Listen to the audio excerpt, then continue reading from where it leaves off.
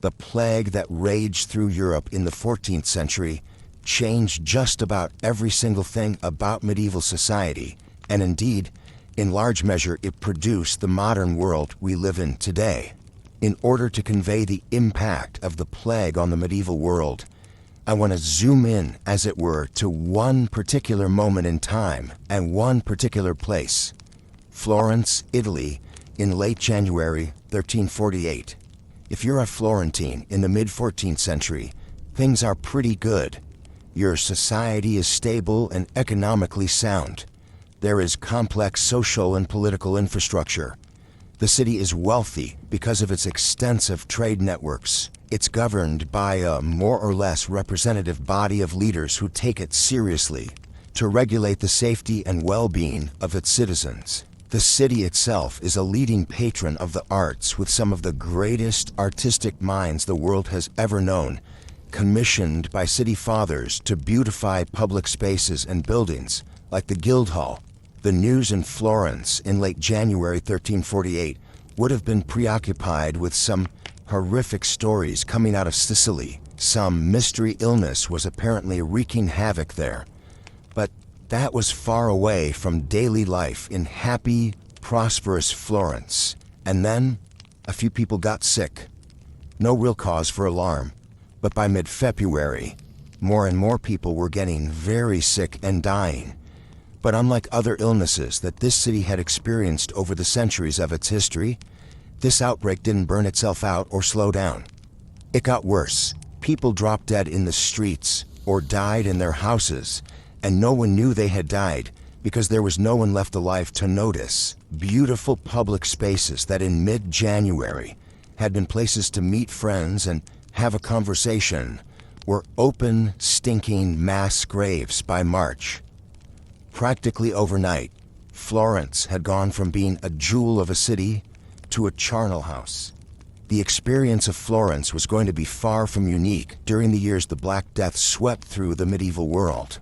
I must admit that as I was writing these lectures, I did at times find myself overwhelmed by the horrors of the plague, especially when it came to reading first-person accounts and letters. But as I'm sure every one of you listening and watching right now feels, it is worth it, and indeed it's critical, that we study the past, including the parts that make us uncomfortable or depressed, so that we can better understand our present and prepare for the future.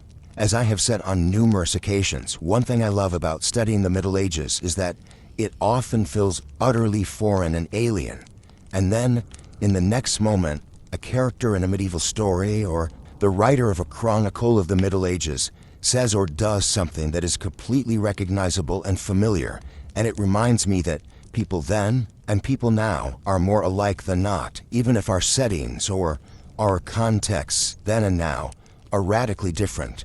But when it comes to the Black Death, it often becomes difficult to see those connections and similarities, because the horror of that experience was unlike anything that had ever occurred in living memory, and people's reactions were understandably coming from a place of sheer terror and despair. Consider this eyewitness account of Giovanni Boccaccio, writer of the Decameron, who described how every morning in the towns and cities of Italy, the corpses of those who had died in the night would be placed out into the street, and eventually, funeral biers, sometimes nothing more than a rough board, would go through the town to collect them.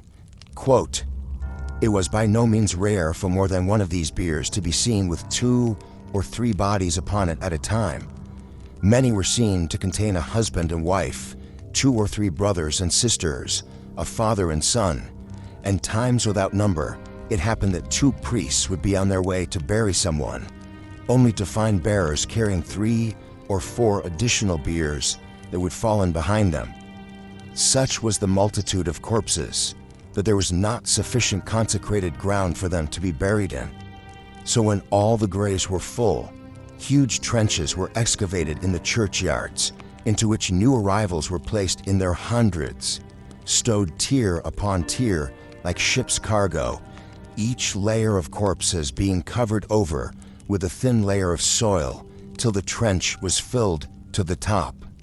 End quote. To many, it seemed as if the end of the world was surely at hand. Indeed, One chronicler, leaving a blank space at the end of his history, noted that he did so in case anyone should be left alive who might wish to make a record of events that had transpired. It's clear that leaving this space was a desperate, defiant action of optimism, because it didn't seem likely that anyone would survive. An event with such staggering effects is clearly worthy of greater understanding, and in this and the next 23 lectures, we're going to try and do just that. So let's get to it, the Black Death. Right off the bat here, let's deal with two common misconceptions. First of all, it is not called the Black Death because parts of the bodies of people who were infected turned black. Most people who have a passing knowledge on the subject know that the plague was often called the bubonic plague because in one form it produced large lumps or buboes around the lymph nodes, so at the groin or armpit, and people seem to have assumed that the term Black Death refers to the color of those buboes. Nope. The term Black Death is used to suggest the horror of the epidemic, not the color of its symptoms. It was a dark, black, terrifying time. But here's another misconception we have to get rid of right away. No one in the Middle Ages called it the Black Death. It was the Great Mortality, or the Great Pestilence, or even in some cases in England, Blue Sickness. But it was not called the Black Death until centuries after it initially spread through Europe, and later historians look back and try to write about it. In the next lecture, we'll get down to the details of plague's epidemiology, how it was transmitted, and which form of plague, bubonic, septicemic, or pneumonic, offered the most or least suffering, the quickest death, or a slim possibility of survival. Side note here, if I ever time travel back to the Middle Ages, and I am so unfortunate as to contract plague, I would opt for septicemic, as it was usually pretty quick. But for now, I want to put those details aside and try to get a sense of the big picture of how the Black Death affected, changed, and completely remade medieval society. And in order to do that, we need to understand what the medieval world looked like on the eve of the plague. So let's try to get a snapshot of medieval Europe in the early 14th century. Let's say around 1340. Alright, now obviously I'm going to have to oversimplify here quite a bit. Scandinavia is not exactly like England, is not the same as France or Italy or Germany in 1340, but we can use some broad strokes here and get a sense of how the medieval world was ordered. If you needed to shorthand it, you could do a whole lot worse than saying that most of Europe of the Middle Ages was Christian, agrarian, and feudal. Let's take those terms in order. So, Christian. Here, the important thing to recognize is that in the Middle Ages, there is no such thing as separation of church and state. Indeed, such a separation would be almost inconceivable if you tried to explain it to a 14th century person. The church owned more property than any other entity. The church was deeply intertwined with education at every level, especially at the universities. The church had many business, production, and trade interests, and the church was deeply engaged and concerned with the politics of the day. The passage of the year, the month, the week, the hours, all of this was ordered and marked by church rituals. Many people went to Mass every day. Indeed, going to church then, in the Middle Ages, might be considered the equivalent of, say, brushing your teeth today. It was simply part of the daily routine. The tolling of church bells to call monks and nuns to prayers for matins, or vespers, or compline, or prime, or any of this seemingly endless set of prayer times, would also structure the day for the community surrounding an abbey or chapel. The church festivals and feast days kept time with the passing of the seasons. Indeed, have you ever considered why Lent occurs when it does, and why it is the kind of observance that it is? In other words, why do observant Christians fast or restrict their diets for 6 weeks right before the celebration of the resurrection on Easter? Well, those 6 weeks in most years would usually just happen to be the time when the storehouses were most empty, as the spring crops were not yet ready for harvest. Meat might be in short supply because everybody is waiting for the ewes to deliver their spring lambs, so not much slaughtering is happening. In other words, the church helped make a virtue of necessity. Easter thus would become not just a celebration of the resurrection, but also a celebration of newly full granaries and fresh meat, and the first vegetables ready to be pulled from the cottage garden. Which brings me to the second word I mentioned, agrarian. Before we had what we think of as the Middle Ages, there was the Roman Empire. Before it definitively ceased to exist in the 5th century, Rome had been a society that had both busy urban centers and farmland that fed its citizens. As Rome started to transform into the entities that we think of today as the countries of Western Europe, urban centers went into serious decline, and the majority of the population turned to farming, in many cases subsistence farming, as the dominant way of life. Here's what that might look like in practice in an English village in the 14th century. The houses, church, and trade shops would all be gathered together in a cluster that would be surrounded by plowland, what we call the open field system. Next to or behind each house would be the vegetable garden, and maybe a space for small animals like chickens. The fields outside the village center tended to be long, thin strips. This was because most plows were pulled by oxen and was very hard to turn a team of oxen. So better to go as long as you could and turn as seldom as needed. The villagers might share the task of plowing each other's fields as they would harvesting, and when the crops were planted, the small children of the village might be set to the task of scaring away the birds that would want to eat the sown seeds before they had a chance to sprout. Villagers had to coordinate things like crop and field rotation to make sure that the earth was given a chance to lie fallow and rest. Surviving court documents of the period show fascinating glimpses of the kinds of disputes that were likely to arise. If one farmer harvested or plowed a little too far onto his neighbor's strip, or if one stubborn villager refused to give the same hours of labor to plowing and harvesting, or opted to plant cereal grains when rotation called for beans. And this was actually a key concern, as planting beans would put nitrogen back into the soil and keep the earth, quote, in good heart. And of course, in addition to needing to work their own land, most peasants in the Middle Ages owed a certain number of days of agricultural service to the Lord. Which brings us to our third word, feudal. Now, there may be some of you listening or watching out there who gasped or did a spit take when I said feudal, because you're probably aware that there was a time when medievalists referred to the word feudal and its related word feudalism as, quote, the F word. Although for decades it had been used to describe medieval society, research in the last 20 years or so seems to indicate that it wasn't the case that medieval people actually used the word themselves. Indeed, it wasn't until the 17th century that the word came into common use. But like Black Death, it's a convenient shorthand to describe a society that was structured in terms of bonds of service, support, loyalty, protection, and hierarchy, which the medieval world definitely was. Okay, so what does that mean? Well, it means that, for example, you have a king. How does he get to stay king? He pledges to offer his support and protection to the nobles just below him in the social order. In return for the right to be granted lands and titles, the nobles then pledge their loyalty to the king and swear to fight for him in wars and the like. They are vassals, and the system in which they are participating is also called vassalage.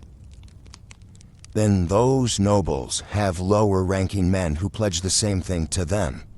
So let's say the Earl of Chivalry is a vassal of the king and holds his titles and lands of the king, or, in what is partly the origin of the word feudal, in fee from the king. Then someone else, Lord Knighthood, pledges himself to the Earl of Chivalry, and he in turn gets certain rights and privileges for becoming that man's vassal. This goes on down the line until we get to the peasants, who have the right to work land and keep for themselves a portion of their crops they harvest, as long as they give an agreed-upon amount of the harvest, or certain number of days of labor, to their lord. in a feudal society. Everybody is thus connected to everybody else along the lines of a pyramid structure.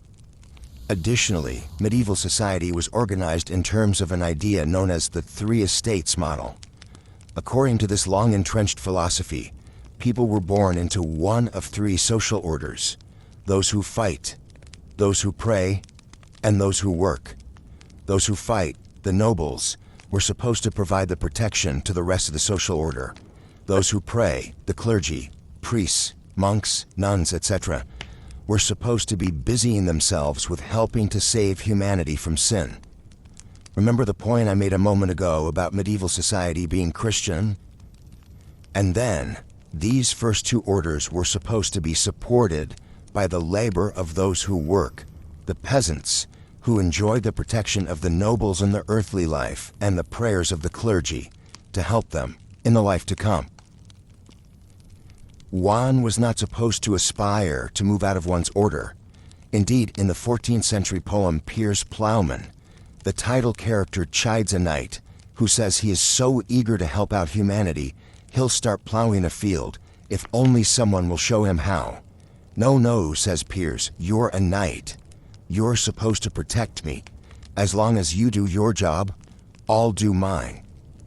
In the sixth passus of this famous dream poem, Piers says, Ik shall swinka en sweta en soa for us botha, and labora for they while thou livest all the leaf toim, in covenant that thou cape, holy church, and miselva, for wasters and wicked men, that thus worlds thriven, and go haunt harde lecha, to haras and to foxes, to boras and to bacchus, that breaketh adun mene hedges, and fight by folkenus, to call wield fulas, for they common to me croft, me corn, to de fula. End quote. In modern English, that's I shall work and sweat and sow for us both, and labor for you my whole lifetime, as long as you live, as long as you promise to protect Holy Church and me from wasters and wicked men that trouble the world. Also, that you go hunting often for hares and foxes, for boars and wild bucks that break down my hedges, and that you send out your falcons to cull the population of wild birds, for they come to my farm to devour my grain. End quote. That passage demonstrates quite clearly the ideal of the three estates. People belong to the order to which they were born, and if society is going to function properly, then there's no moving outside one's estate. Now you may be wondering, how does someone become part of the second estate, those who pray? The answer, in 99% of the cases, is to be born into the first estate as a second son or younger daughter. You see, by the time we get to the 14th century, most nobles and high-ranking landholders had figured out that the only way to maintain a family heritage and power in terms of titles and lands and income was to practice primogeniture, in which the eldest son inherits everything.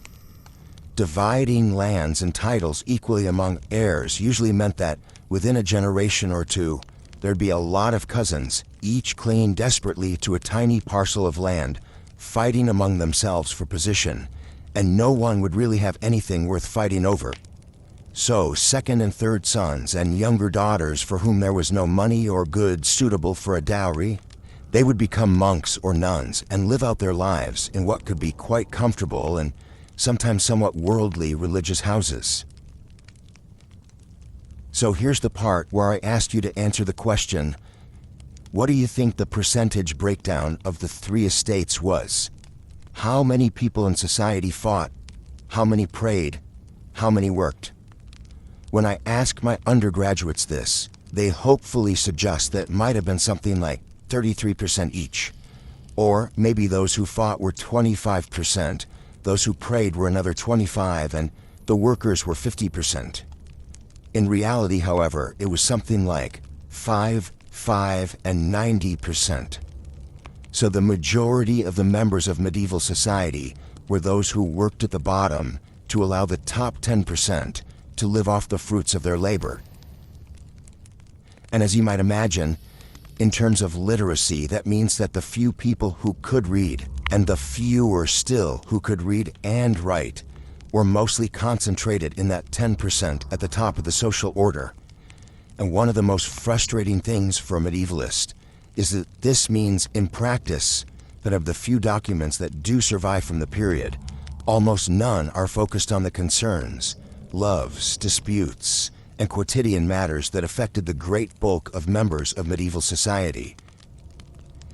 Now, this had begun to change a little by 1340 for a few reasons. One was the rise of a merchant class, which was able to develop in part because of a population boom that occurred between 1000 and 1300.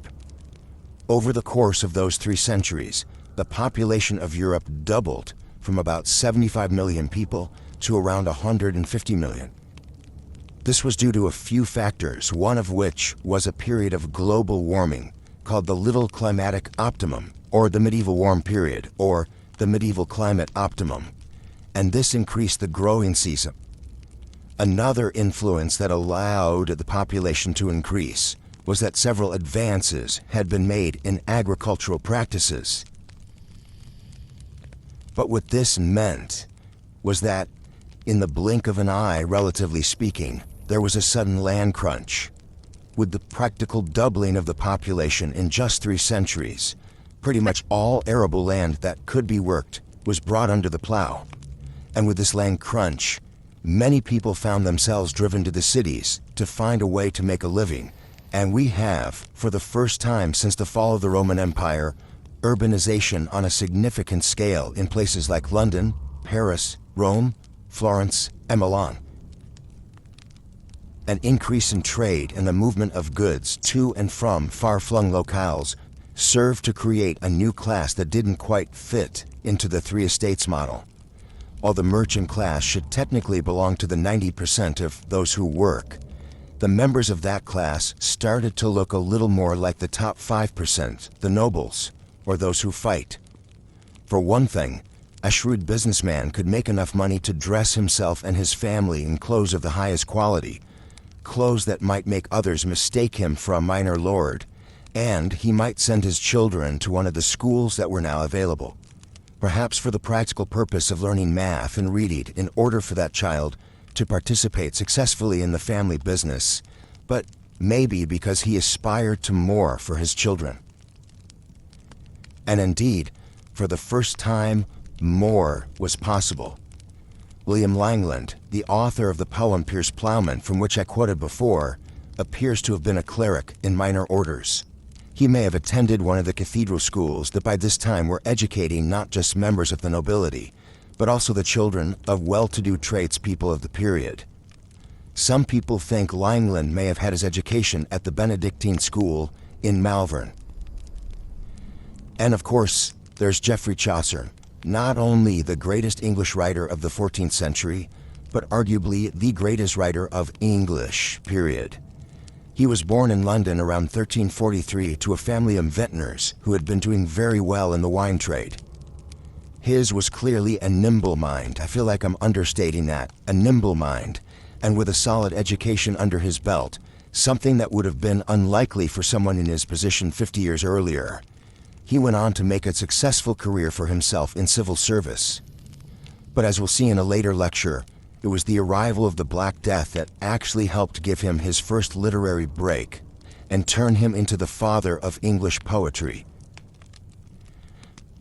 So that's a very broad picture of what life looked like in medieval Europe around 1340 on the eve of the Black Death.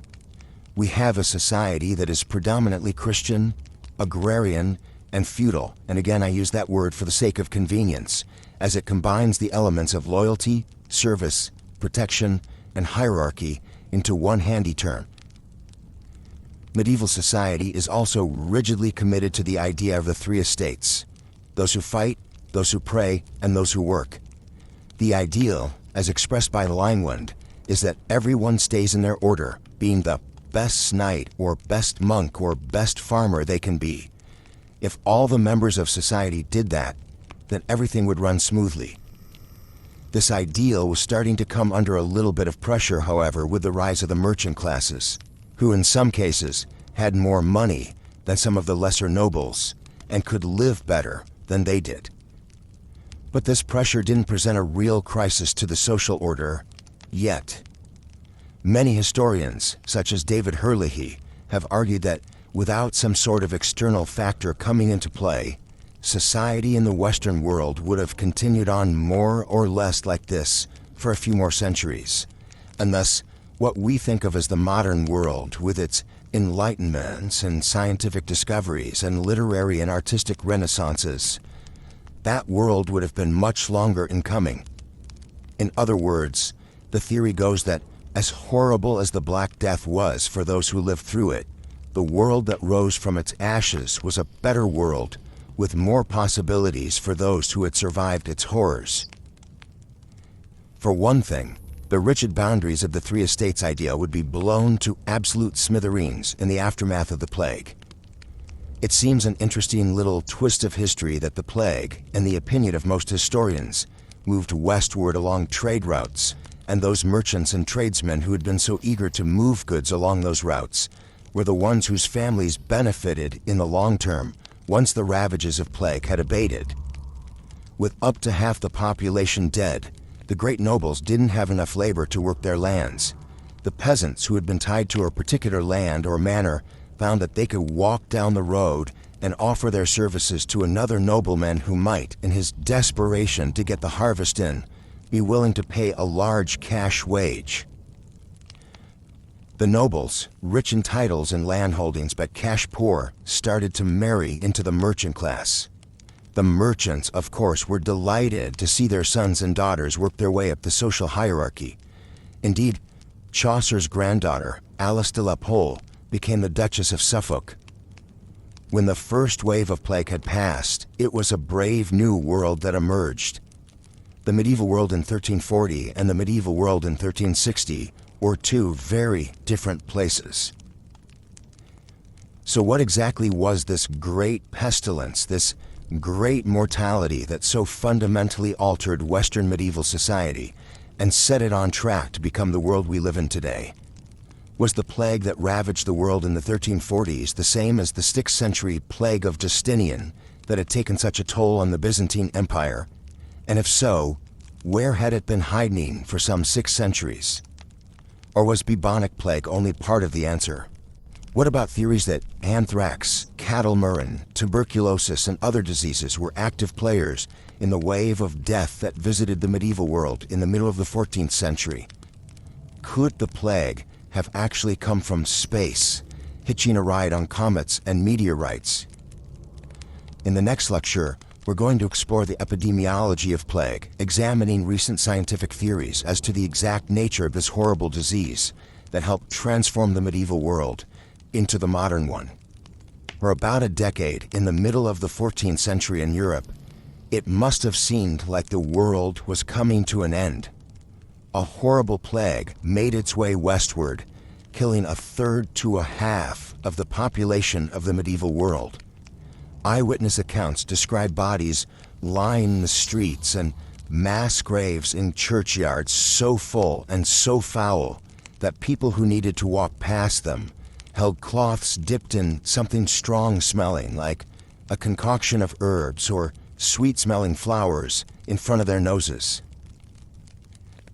The disease was a mystery, seeming to exist in a confusing variety of permutations.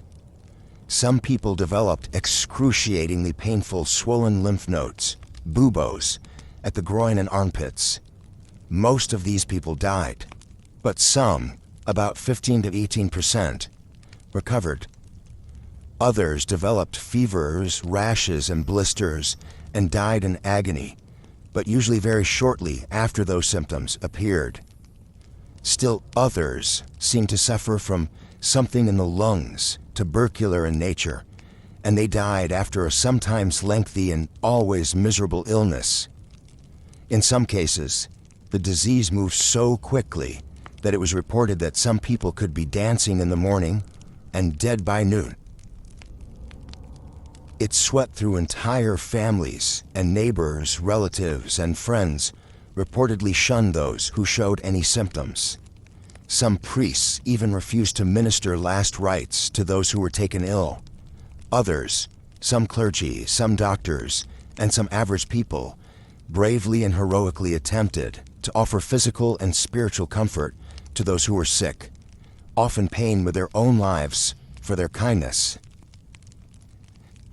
I always like to say that people then and people now are more alike than they are different. And as you might expect, in the face of such a catastrophe, various people reacted in dramatically different ways. Some people turned earnestly to religion and prayer, even punishing their flesh with self-flagellation in an attempt to atone for whatever sins of the body had caused God to visit such a punishment upon humanity. Others gave themselves up to hedonism and licentiousness, figuring that if they were going to die, they might as well enjoy themselves up to the last minute. If it sounds terrible, well, it was. But here's the thing. Most scholars now believe that as awful as all the surviving evidence suggests the Black Death was, in reality, it was probably even worse. While overall the death toll was about half the population, in some places, it was probably a whole village or an entire community.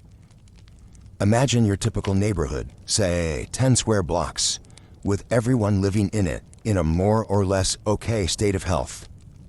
Now imagine that 2 weeks from today, half the people in that neighborhood are either dead or in the process of dying. What would you do? Would you stay and help? Try and get you and your family away? Would you shut yourself inside, hoping that within a week or so the illness would burn itself out? All of these were reactions medieval people had to the experience of plague.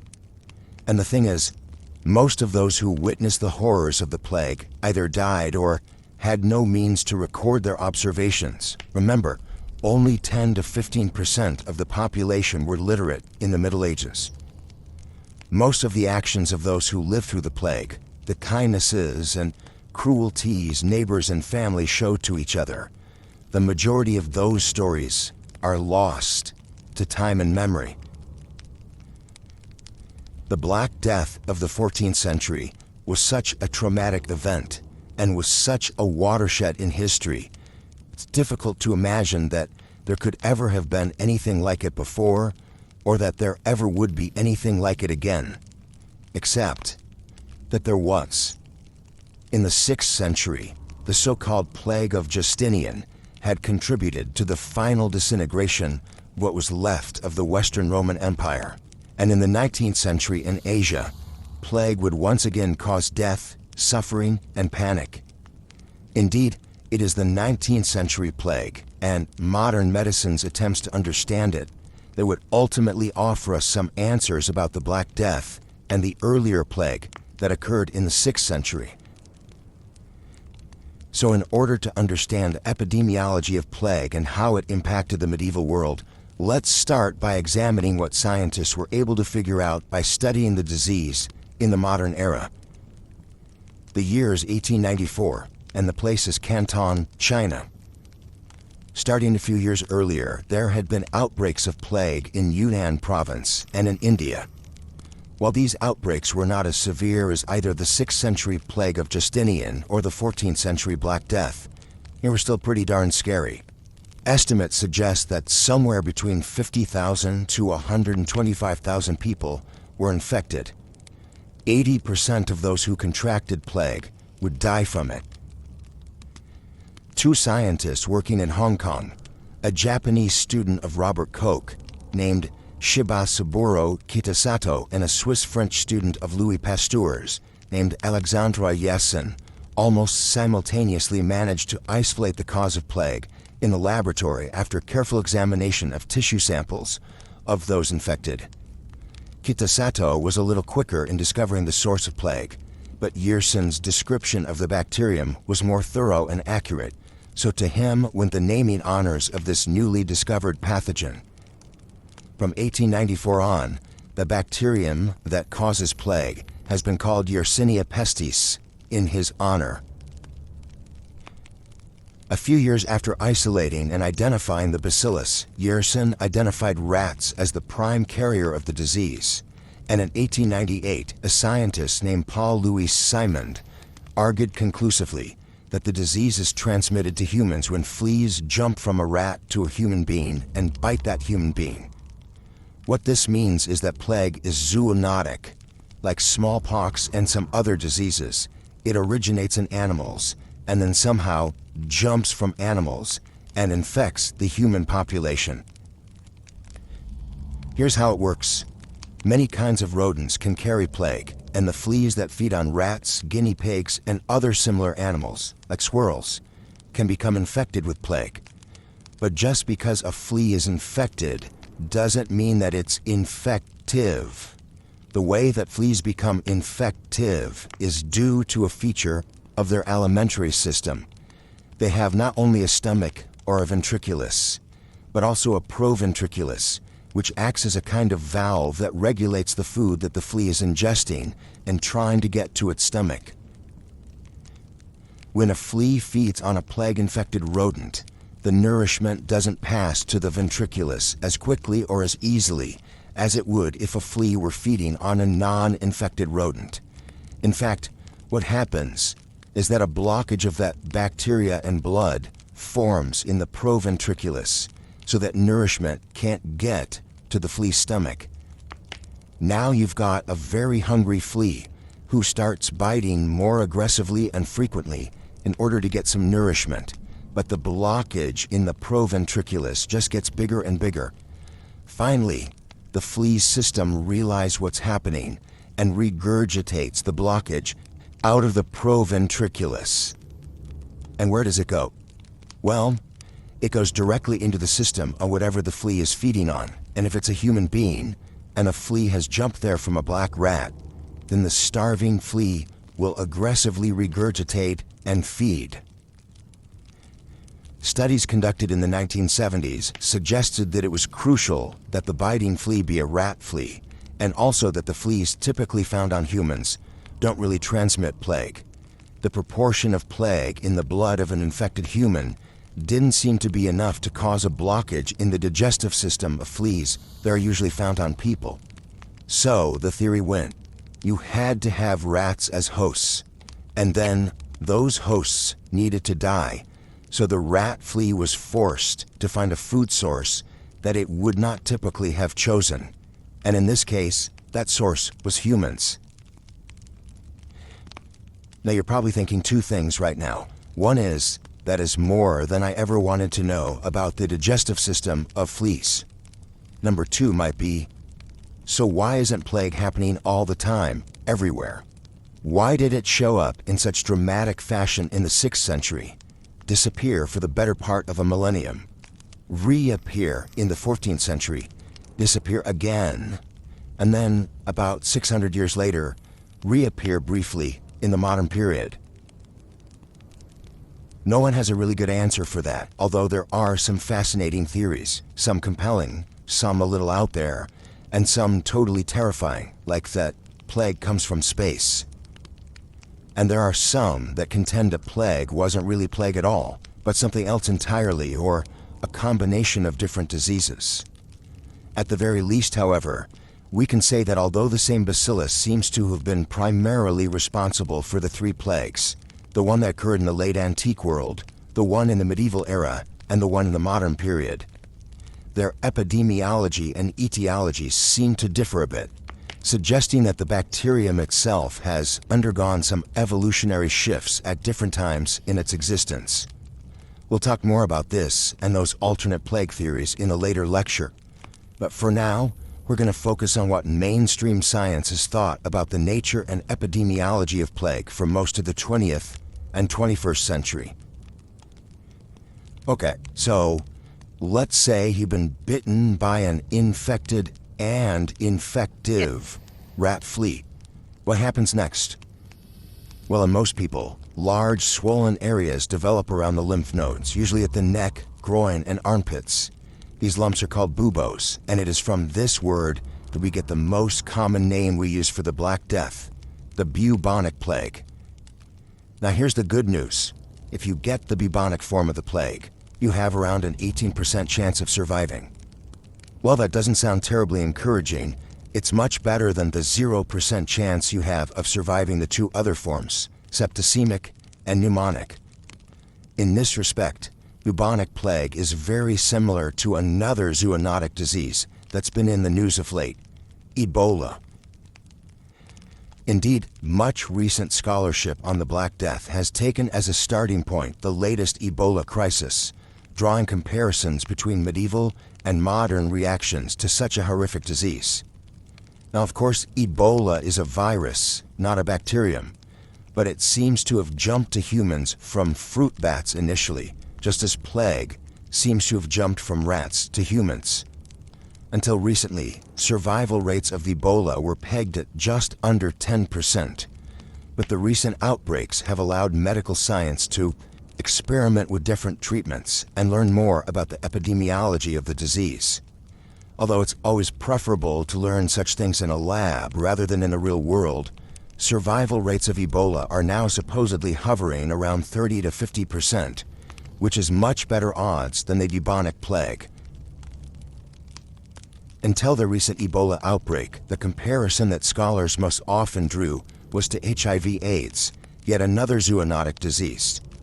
This one seems to have jumped to humans from certain types of monkeys in Africa sometime in the 20th century, and many scientists think the initial source of transmission was human consumption of infected primates, also known as bushmeat.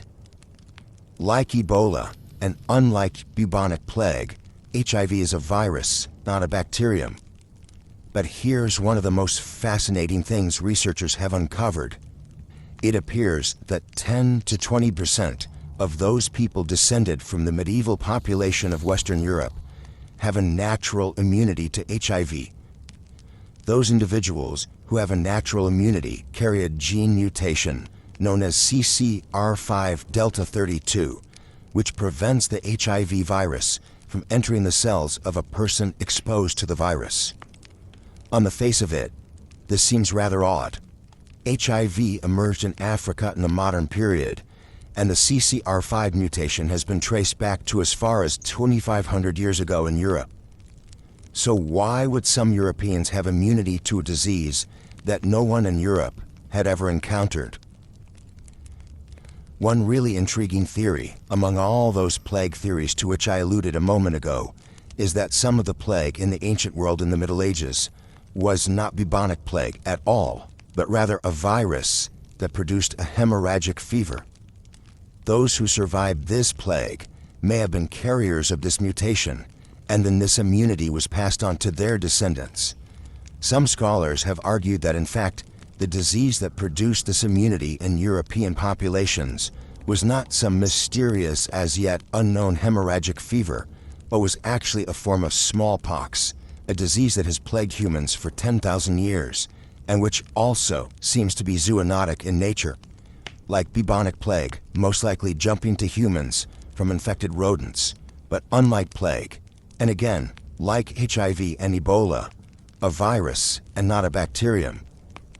A definitive answer hasn't yet been reached, but scientists are working on it. If nothing else, these examples demonstrate how interconnected the past and the present are, and how the study of one can help to shed light on the other. And if this theory is correct, then it makes the picture of the plague that swept through Europe in the 14th century all the more horrific. Because you didn't just have the bubonic plague, you had some sort of fever that caused your internal organs to liquefy, and maybe there was some smallpox lurking, and who knows what else, as I'll discuss in the next lecture. But for now, let's get back to those variants of Yersinia pestis plague that we are fairly certain were wreaking havoc in a medieval world. I've already described the bubonic form of the plague, in which infection was signaled not only by feeling absolutely horrible, but was also announced as plague, and not your run-of-the-mill medieval illness, by swellings at the neck, groin, and armpits. With this form, human-to-human transmission seems to be almost impossible, although it may have occurred in some instances when doctors or caretakers tried to effect a cure by lancing the buboes.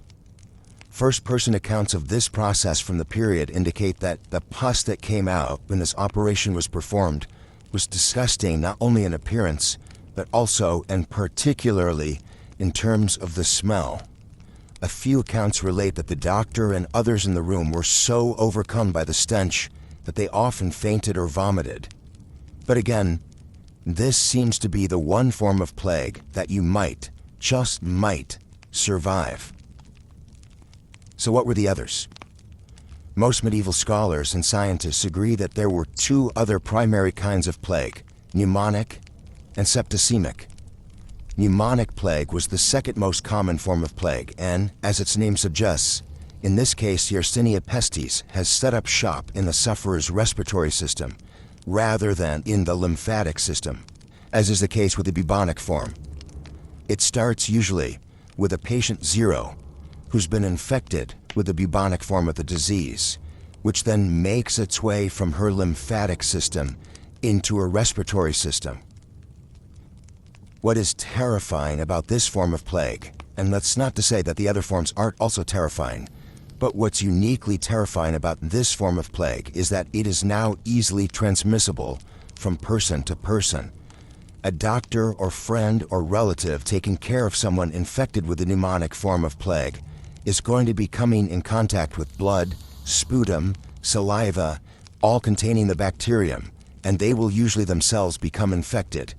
Unless, of course, someone is alert enough to recognize this for what it is and put on a hazmat suit. And of course, right now you're thinking, well, there were no hazmat suits in the Middle Ages, so those people were definitely out of luck. But in fact, somewhat by accident, plague doctors did come up with an early form of hazmat suit. The most important part was a bird-like mask that covered the doctor's face. The beak of this head covering was filled with fresh-smelling herbs and flowers because it was popularly believed that plague infection was due to some sort of bad-smelling miasma. So a lot of people figured if they could hold something good-smelling in front of their faces, they could avoid infection. Indeed, as many of you probably already know, some scholars believe the children's rhyme, "Ring Around a Rosie," is all about the Black Death. Quote, "Ring around a rosy, pocket full of posies, ashes, ashes, we all fall down," end quote. The argument goes that the references to the flowers alludes to the practice of people filling their hands and pockets with fragrant blooms, roses, posies, etc., in the hope that the sweet smell would act as a barrier against plague. And of course, ashes, ashes, we all fall down is acknowledging ashes to ashes and dust to dust. And eventually, everyone's going to die one way or another. While some have suggested that the connection to plague is tenuous and a modern invention, others believe firmly that this rhyme reflects the reality of the plague world. In a later lecture, I'll talk more about what theories people developed to explain the plague's appearance and the strategies and cures they deployed in order to combat it.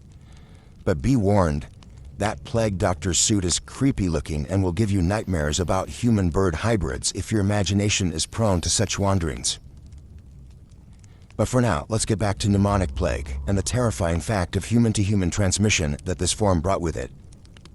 Also horrifying, the way you died was usually because you were drowning in your own blood. Now the good news here is that from onset of symptoms to death, it's usually just 2 days. The bad news, the suffering is intense, and there's less than 1% survival rate, and even that statistic might be a tad optimistic. I don't want to contemplate how long those 2 days must seem to a person who is dying of pneumonic plague. The third and least common form of plague is that known as septicemic, which is an infection of the blood. Like pneumonic plague, this form can start out as bubonic, and then the infection can move to a different bodily system. When plague bacteria enter the bloodstream, they cause something known as disseminated intravascular coagulation, or DIC. In these instances, tiny blood clots start to form throughout the body, which results in something called localized ischemic necrosis, which is just a fancy way of saying that portions of your body tissue start to die off due to lack of circulation. I know this sounds super pleasant, and it gets better. If you've got septicemic plague and it's pretty well advanced, your blood starts to lose the ability to clot properly. If your blood doesn't clot, starts to seep into other parts of your body, like your skin and internal organs. This produces red and black patchy rashes and bumps on the skin that look rather like lots and lots of pimples, but all over your body. Most scholars think that these visible indicators are what medieval people meant when they said of a dead person that he or she bore the sign of the plague. A final common sign of advanced septicemic plague is the vomiting of blood. But taking an optimist's perspective, here's the good news. If you've contracted septicemic plague, you could die within 24 hours of showing symptoms. In some cases, people are reported as having them feeling fine at 9 a.m., not so good at noon, and dead at 4. Although we began this lecture talking about the 3 major outbreaks of plague in the 6th, the 14th, and the 19th centuries, it's not that plague completely disappeared in between. Indeed, it periodically flared up again after the initial waves of infection, and in the case of the Black Death of the Middle Ages, kept reappearing in milder forms with some regularity in Europe until about the 17th century. What's really interesting to me is how, while the basic epidemiology seemed to be the same in subsequent outbreaks, the nature of plague did seem to shift or evolve a little bit. For example, in England toward the end of the 14th century, there was a wave of plague that seemed to target only the healthiest people, the elderly and the very young, who were usually the first victims of an outbreak because they were either the weakest or had the least developed immune systems, were spared in this outbreak.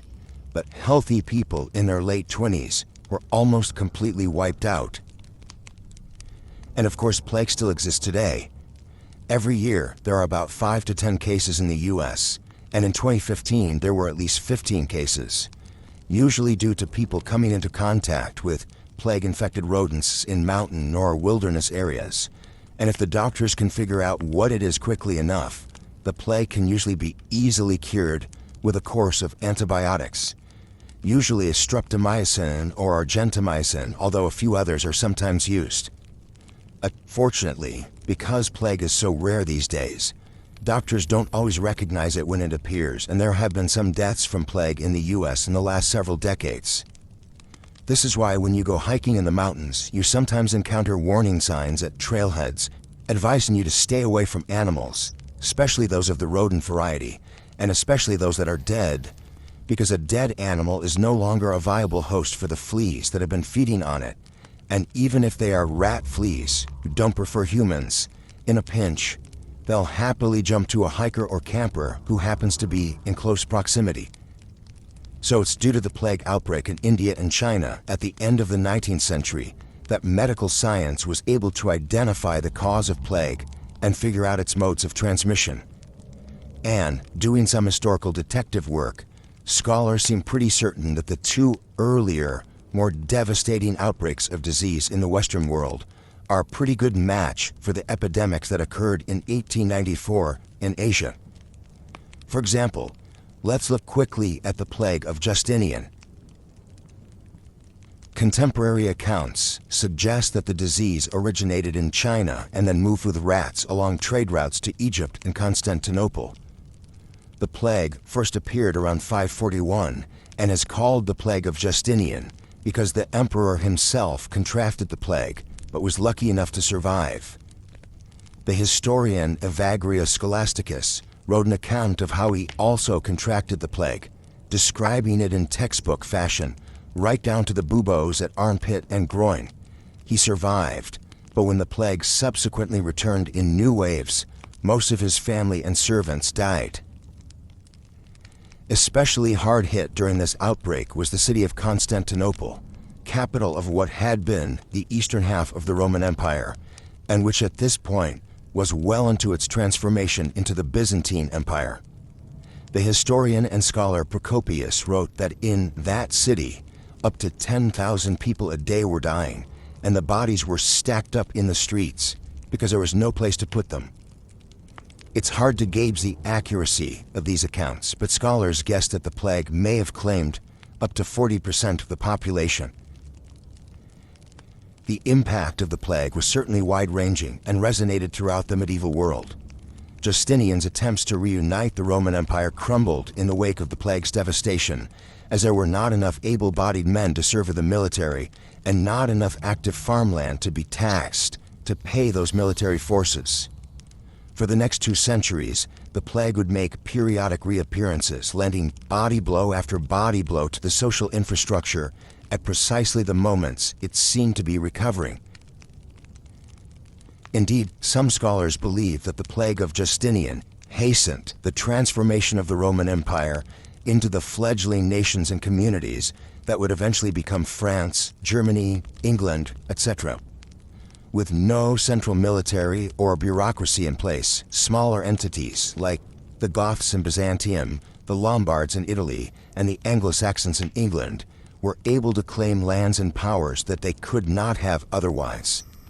By the time of the last occurrence of this wave of plague, which happened in about 750, the European world looked much different than it had in 540. The Black Death of the 14th century seems in most ways to be the same disease that Justinian and his empire had suffered through, and the same also as the third pandemic that reared its ugly head in Asia at the end of the 19th century. But when it comes to the second pandemic, the great mortality of the 1340s, there are a number of puzzles and inconsistencies that keep scholars up at night.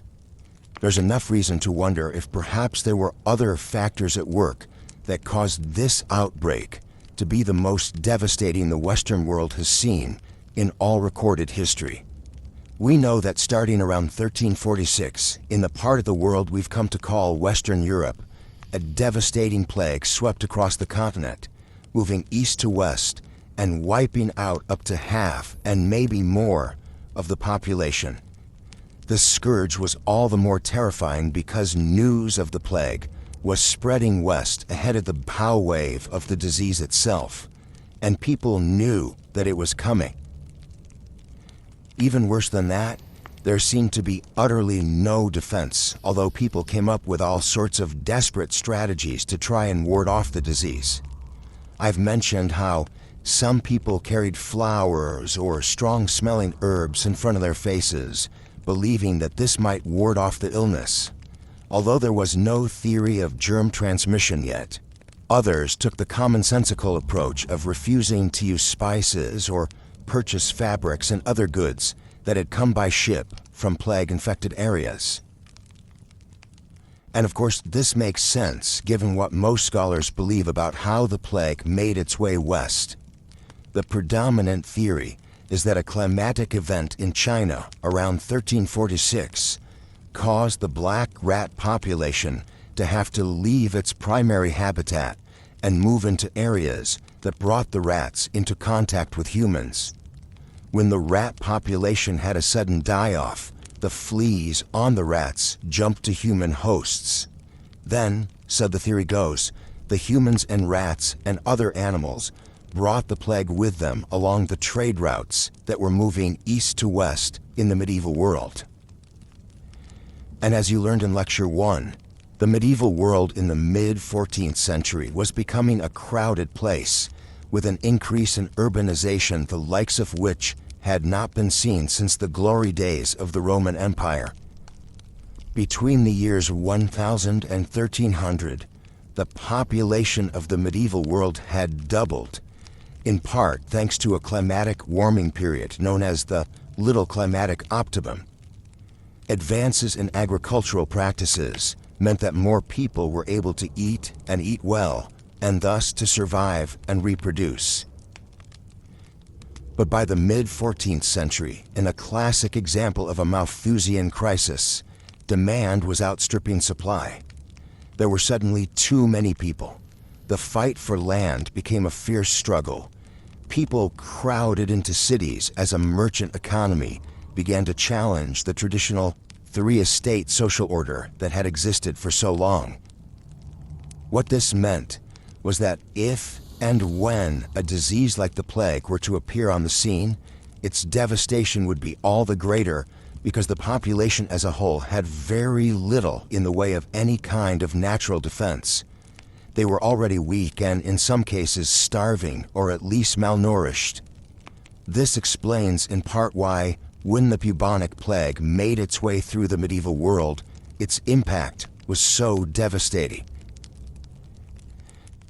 Yet, in recent years, several scholars have made the argument that this can't be the whole explanation, and many have suggested that, while plague may be partially responsible for the high mortality rates in the middle of the 14th century, the virulence and speed with which death swept through Western Europe doesn't completely make sense if we assign just plague as its primary cause. As I mentioned in the last lecture, scientists have discovered that about 10 to 20% of the population of Western Europe has a natural immunity to HIV/AIDS, and that the mutation accounting for this seems to be connected to having an ancestor who survived the plague. At first, this doesn't make any sense at all, as the plague is bacterial and HIV/AIDS, like the latest terrifying disease to show up, Ebola, is viral. Unless, of course, what was sweeping across the continent was not only bubonic plague, but also some kind of hemorrhagic fever. That sounds like a deadly 1-2 punch, if ever there was one. But there are other theories about different exogenously occurring events that contributed to the devastation of the Great Mortality, and we're going to talk about more of these in this lecture. One of the first medieval scholars to really aggressively question both the causes of the Black Death and raise questions about its impact was the late great historian David Herlihy, a specialist who worked extensively on medieval Italy, which was especially hard hit by the plague. Herlihy made use of some surprising and understudied contemporary sources related to the plague, and he drew some really fascinating conclusions. Now, one thing Herlihy noted is that almost nowhere in the accounts of medieval plague's advance does anyone mention an epizootic event. This would be a massive die-off of the rats, who are the black flea's primary host, and this die-off would be what would cause the fleas to jump to humans. In the case of the 19th century plague in India and China, several accounts attest to a die-off there as preceding the onslaught of plague. So the question becomes, did medieval people just miss noticing this die-off? It seems unlikely, as they sought explanations for the epidemic sweeping through the medieval world wherever they could, and they would turn to erupting volcanoes on other parts of the globe, a particular alignment of the planets, and earthquakes as possible causes. But it seems strange that they wouldn't consider a recent epizootic event as connected. Herlihy also was one of the first to raise the point that the speed with which plague swept through the medieval world isn't satisfactorily explained by the argument that the Black Death moved along trade routes. Unless we're dealing with pneumonic plague, humans can't infect other humans. So, a very large number of infected rats and their fleas would have to be hitching rides westward in caravans and onboard ships for the mainstream theory to hold water. Also, plague seemed to move in seasonal cycles, getting worse in the summer, disappearing for a time in the winter, and then reappearing again with warm weather. Epidemiologically, it would make more sense for winter to be the worst time of infection. Everyone is indoors, humans and rats, side by side, and there's greater chance for all those people huddled together to pass the pneumonic form of the plague to each other. But that's not what tended to happen. That there were multiple forms of plague, and arguably diseases other than plague, moving through the world at this time, is suggested by the medieval physician Guy de Chauliac, who was at the papal court in Avignon in 1348. He described a wave of illness that produced the typical buboes that give bubonic plague its name, but he also described an illness that produced high fever and coughing up of blood, which was extremely contagious, and this form of illness usually killed its victims within 3 days. If we look at the details of this description, it sounds much more like some virulent form of tuberculosis than it does plague. There are other factors complicating the argument that what struck the medieval world in the 14th century was only bubonic plague. For example, we know that in Florence, Italy, starting in 1377, so this is after the first big wave of plague had already ravaged the region. In Florence at that time, those who were responsible for preparing bodies for burial would note in the Libri dei Morti, or Books of the Dead, what had been the cause of death when it could be determined. Quite a bit later, by 1424, if someone had died of plague, there would be a notation in these books that read de segno, or with the sign, meaning the sign of the plague. And then, for good measure, there would often be a big P in the margin of the book as well. Even though these notations were occurring well after the 1348 outbreak that is the main focus of this course, all the evidence suggests that people considered these later epidemics recurrences of what had happened in 1348, and they weren't thinking that this was some new disease. They had simply come up with a new way of recording it. But now here comes the head-scratcher. What was that sign marked with the P exactly? It was so obvious and so well known to the people who had been living through this epidemic for decades by the point they started making notations that not many scribes bother to tell us what the sign is. In Viterbo, Italy, there are mentions in the surviving documents of lenticuli or petechiae, or marks on the body that look something like freckles. In medieval England, we hear references to the blue sickness, which seems to indicate that sufferers of the epidemic would develop bruised-looking patches on their skin. What's noteworthy here is that many of these descriptions don't mention buboes at all, or they do so only very occasionally. Based on the inconsistencies and divergences in the description of what exactly was killing off half the population of Western Europe, scientists started re-examining the evidence with renewed interest in the modern period, especially in the late 20th century. In 1984, an epidemiologist named Graham Twigg published what was, at the time, considered a radical rethinking of the causes of the Black Death, in which he argued that most of the medieval epidemics were not the plague at all, but in fact, they were caused by exposure to anthrax. Right now, I am sure many of you are thinking, anthrax, isn't that the white powdery substance that disgruntled people kept sending in the mail to members of Congress a while ago in an attempt to poison them?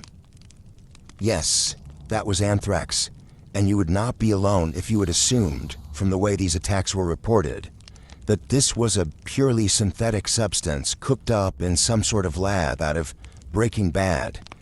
But actually, anthrax is a bacillus, like Yersinia pistis, and it is found to be naturally occurring on every continent, including Antarctica. Infection usually occurs when grazing animals inhale the Bacillus anthracis spores. The infection jumps to humans if we consume meat from infected animals. You can also contract anthrax if you come into contact with the clothing or shoes of someone who has encountered anthrax spores out in nature. It's the hardiness of the anthrax spores that has attracted modern interest in them as biological weapons. In fact, live anthrax spores have been discovered in the soil covering an animal that died of that disease 70 years after the fact. In the mid-19th century, Louis Pasteur, yes, that Louis Pasteur, came up with a vaccine for anthrax. Prior to that, it was a regular occurrence for thousands of animals and humans to die from anthrax every year. While anthrax is considered to be under control in most of the developed world, infection still does occur to this day in parts of the globe that don't have much in the way of a veterinary infrastructure. So what happens if you come into contact with anthrax spores? Well, if you inhale them, you usually have some flu-like symptoms for a few days, then severe pneumonia and respiratory collapse. Symptoms that sound an awful lot like the pneumonic form of plague. And if you eat infected meat, you have serious GI issues and end up vomiting blood, which sound a lot like the symptoms sometimes associated with all three forms of plague. And even more to the point, boils and lesions often show up on the bodies of those who are infected with anthrax. You can imagine that in the days before photography and medical textbooks, people might not have been looking too closely at the details of the lesions and/or buboes that appeared on a patient, and they weren't calling for a consult with an expert in the field at the biggest medical school. If you were a medieval person, I imagine you would think fever, blisters, boils, discoloration, blood vomiting, it's gotta be plague. And I imagine you wouldn't press too hard when it came to the specifics. Really, all you needed to know at this point is that chances are the person you're looking at is going to die. And since you are looking at him or her, your prospects don't look too good either. Historically, it's estimated that fatality rates for anthrax were around 85%. In the modern period, if anthrax is diagnosed and treated quickly, the fatality rate is closer to 45%. Again, that sounds a lot like plague. And if you've got such hardy pathogens that they can still be found in the soil, covering a deceased, infected animals decades after its death, and if you think about how the medieval population probably dealt with diseased animals, and by this I mean it probably dragged the corpses what seemed like a safe distance away, and then forgot about them after a generation or so. Well, if you think about it that way, then you can also see why anthrax might seem to be a logical explanation for why the plague would flare up again every decade or so after its initial wave swept through the medieval world. Historian Norman Cantor points out that anthrax spores have been found in a plague pit, or a mass grave, dating from the Middle Ages in Scotland, and there is evidence that meat from slaughtered murrain-infected cattle was sold in villages in England shortly before the first bake outbreak there in 1348. There are some scholars who have found much that is persuasive about this theory, but have more cautiously proposed that, while anthrax may be the cause, it would be safer and more correct to argue that some sort of cattle and/or sheep murrain may have been a contributor. That word murrain, originally and appropriately, is a medieval word that at first just meant death, but it underwent linguistic specialization and came to mean any disease that affected cattle and sheep. Now, to my mind, one of the most interesting, out there, and terrifying theories about plague is that it comes from space. This theory was first proposed in 1979 by Fred Hoyle, an astrophysicist who had had a long career at Cambridge University, and Nalin Chandra Wickramasinghe in their co-authored book, Diseases from Space. They continued to develop their theory in later books, and it essentially goes like this. Darwin's theory of evolution is correct up to a point, but the elements indigenous to Earth are not enough to contribute to the development of flora and fauna on our planet. What the recipe for life on Earth has needed to develop as it has is something external, exogenous. The term for this is panspermia, which is the idea that the seeds of life exist all through the universe, and those seeds move through the galaxies as parts of comets, asteroids, and other such bodies, and when those bodies crash into a planet like ours, sometimes carrying with them bacteria that can cause disease, we have what Hoyle and Wickramasinghe call vertical transmission. Once that disease establishes a foothold on Earth and finds some reservoirs or hosts it can hang out in, then horizontal transmission from animal to animal, or person to person, or animal to person can occur. Hoyle and Wickramasinghe argue that bubonic plague seems to be, in their opinion, a likely candidate for a disease that was vertically transmitted from space. They claim that this explains why plague appeared in the 6th century, then again in the 14th, and then again in the 19th, with such long gaps in between outbreaks. Where was Yersinia pestis hiding all this time? The answer: not on Earth.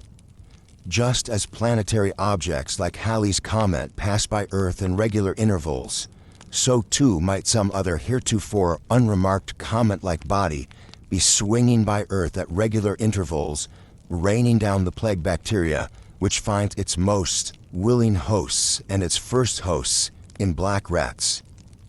Indeed, while the authors acknowledge the role that the black rat played in the outbreak of the Black Death, they are also quick to point out the flaws in the theory that these rodents were the main means of transmission. Quote, "To argue that stricken rats set out on a safari that took them in 6 months, not merely from southern to northern France, but even across the Alpine Massif, borders on the ridiculous. What remarkable rats they were, to have crossed the sea and to have marched into remote English villages, and yet to effectively bypass the cities of Milan, Liège, and Nuremberg.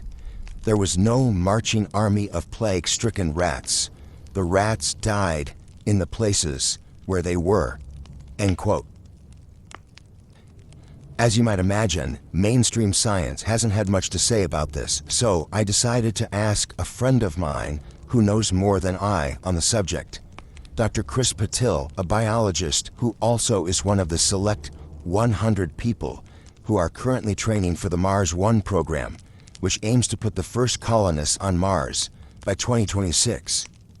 Now, while Dr. Patil is not an expert in this particular subfield, he obviously has some experience with things biological and things space-y, and he says he might cautiously agree that the idea that life on Earth, at least some of it, may have originated elsewhere has some points in its favor.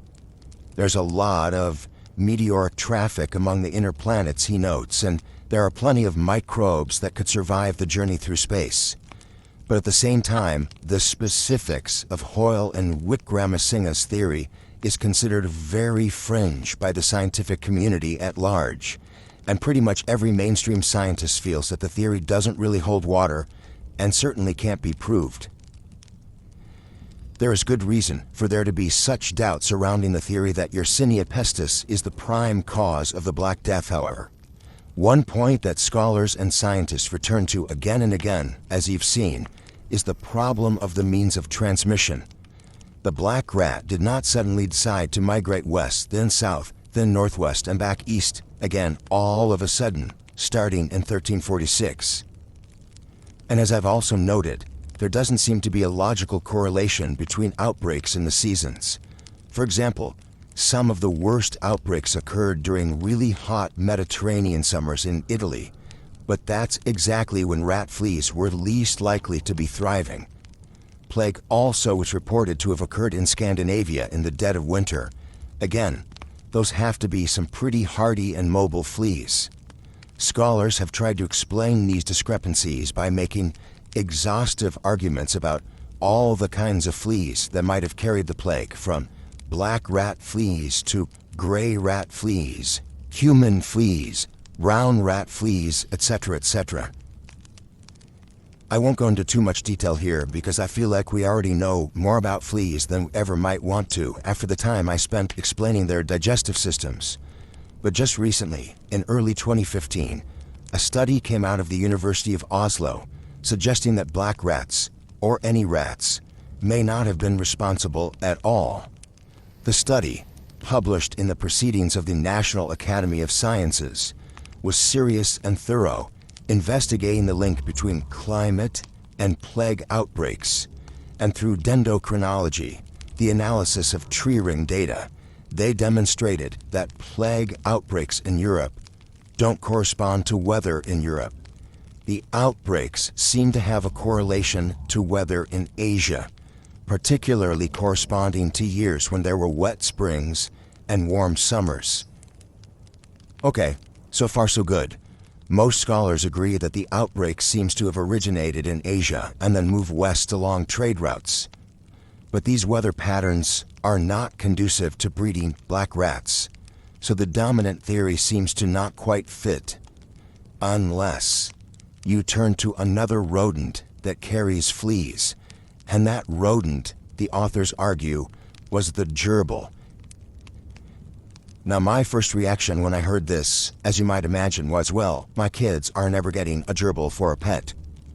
My second reaction as a medievalist and scholar was to be intrigued and delighted at the fact that we're still able to discover new and possibly relevant information about something that happened around 7 centuries ago. The authors of the study say that when there was a spate of weather that provided an ideal breeding climate for gerbils, and of course their fleas, this period was predictably followed by outbreaks of plague moving west, again along the Silk Road and other trade routes, as has long been believed. The new information here is that they have been able to correlate the timing of the outbreaks, again and again, to ideal gerbil breeding seasons in the East. Bet you didn't know there was such a thing as ideal gerbil breeding seasons. Learn something new every day. So, the argument is that when each wave of the plague struck the medieval world, it was not a resurgence of plague found in the rat populations that were already in existence in Europe, but rather, each outbreak was due to a new wave of infection coming from the East after the gerbils had had a particularly productive period. Again, there seem to be more than a few possible holes in this theory, but then no one theory we've examined adequately explains how and why the plague showed up when it did, moved as quickly as it did, killed as many people as it did, and then disappeared for so long. Many people have pointed out that for as deadly as the plague was in the 14th century, it seemed rather a weak shadow of the Black Death when it reappeared in the late 19th century. Yes, medical science was more advanced in the modern period than in the medieval, and the response in the 19th century was quicker and more globally coordinated when that outbreak happened in 1894 than it had been when the outbreak happened in 1346. But still, that modern plague was just a quick blip on the disease radar, while the medieval one, if we're going to continue with the radar analogy, not only would have lit up the whole screen, but would have fried all the circuits and hardware as well. To explain this, some scientists have proposed that the modern plague was caused by an evolutionarily much weaker form of Yersinia pestis. This would make sense, because the medieval form of plague was so virulent, it would seem that unless it evolved into a less deadly form, it was at risk of wiping itself out by killing all its potential hosts. In a series of articles that have been appearing since about 2000, several different scientists have written reports about what they discovered using DNA analysis of corpses excavated from plague cemeteries, focusing particularly on what they've been able to discover by analyzing, for example, tooth pulp. Several of these studies have been careful to study skeletons from throughout Europe, not just from one particular area, to make sure they weren't generalizing from one aberrational mass grave. A study published by the journal PLOS Pathogens in 2010 found the DNA and protein signatures in a variety of skeletons from throughout northern, central, and southern Europe, and also identified 2 previously unknown genetic branches of Yersinia pestis that were associated with specific mass graves. This suggests that the plague came into Europe in 2 distinct waves, and interestingly, these 2 variants now appear to be extinct. In other words, they burned themselves out. This theory goes some way to explaining some of the puzzle surrounding the plague, but as you can see from this lecture, there are still many questions to be answered. The good news is, science continues to make great strides in this area, and we can hope that in the future, more answers will be forthcoming. So thus far, we've examined what the medieval world looked like on the eve of the Black Death. Crowded, agrarian, Christian, with a long entrenched class structure that was just starting to shift a little bit due to an increase in urbanization and the growth of a merchant class that didn't quite fit neatly into the divisions of those who fight, those who pray, and those who work. We've also tried to answer the question of what the Black Death was or was not. Certainly the bacterium Yersinia pestis is a prime culprit, with its 3 forms of illness, bubonic, pneumonic, and septicemic plague, wreaking havoc wherever they appeared.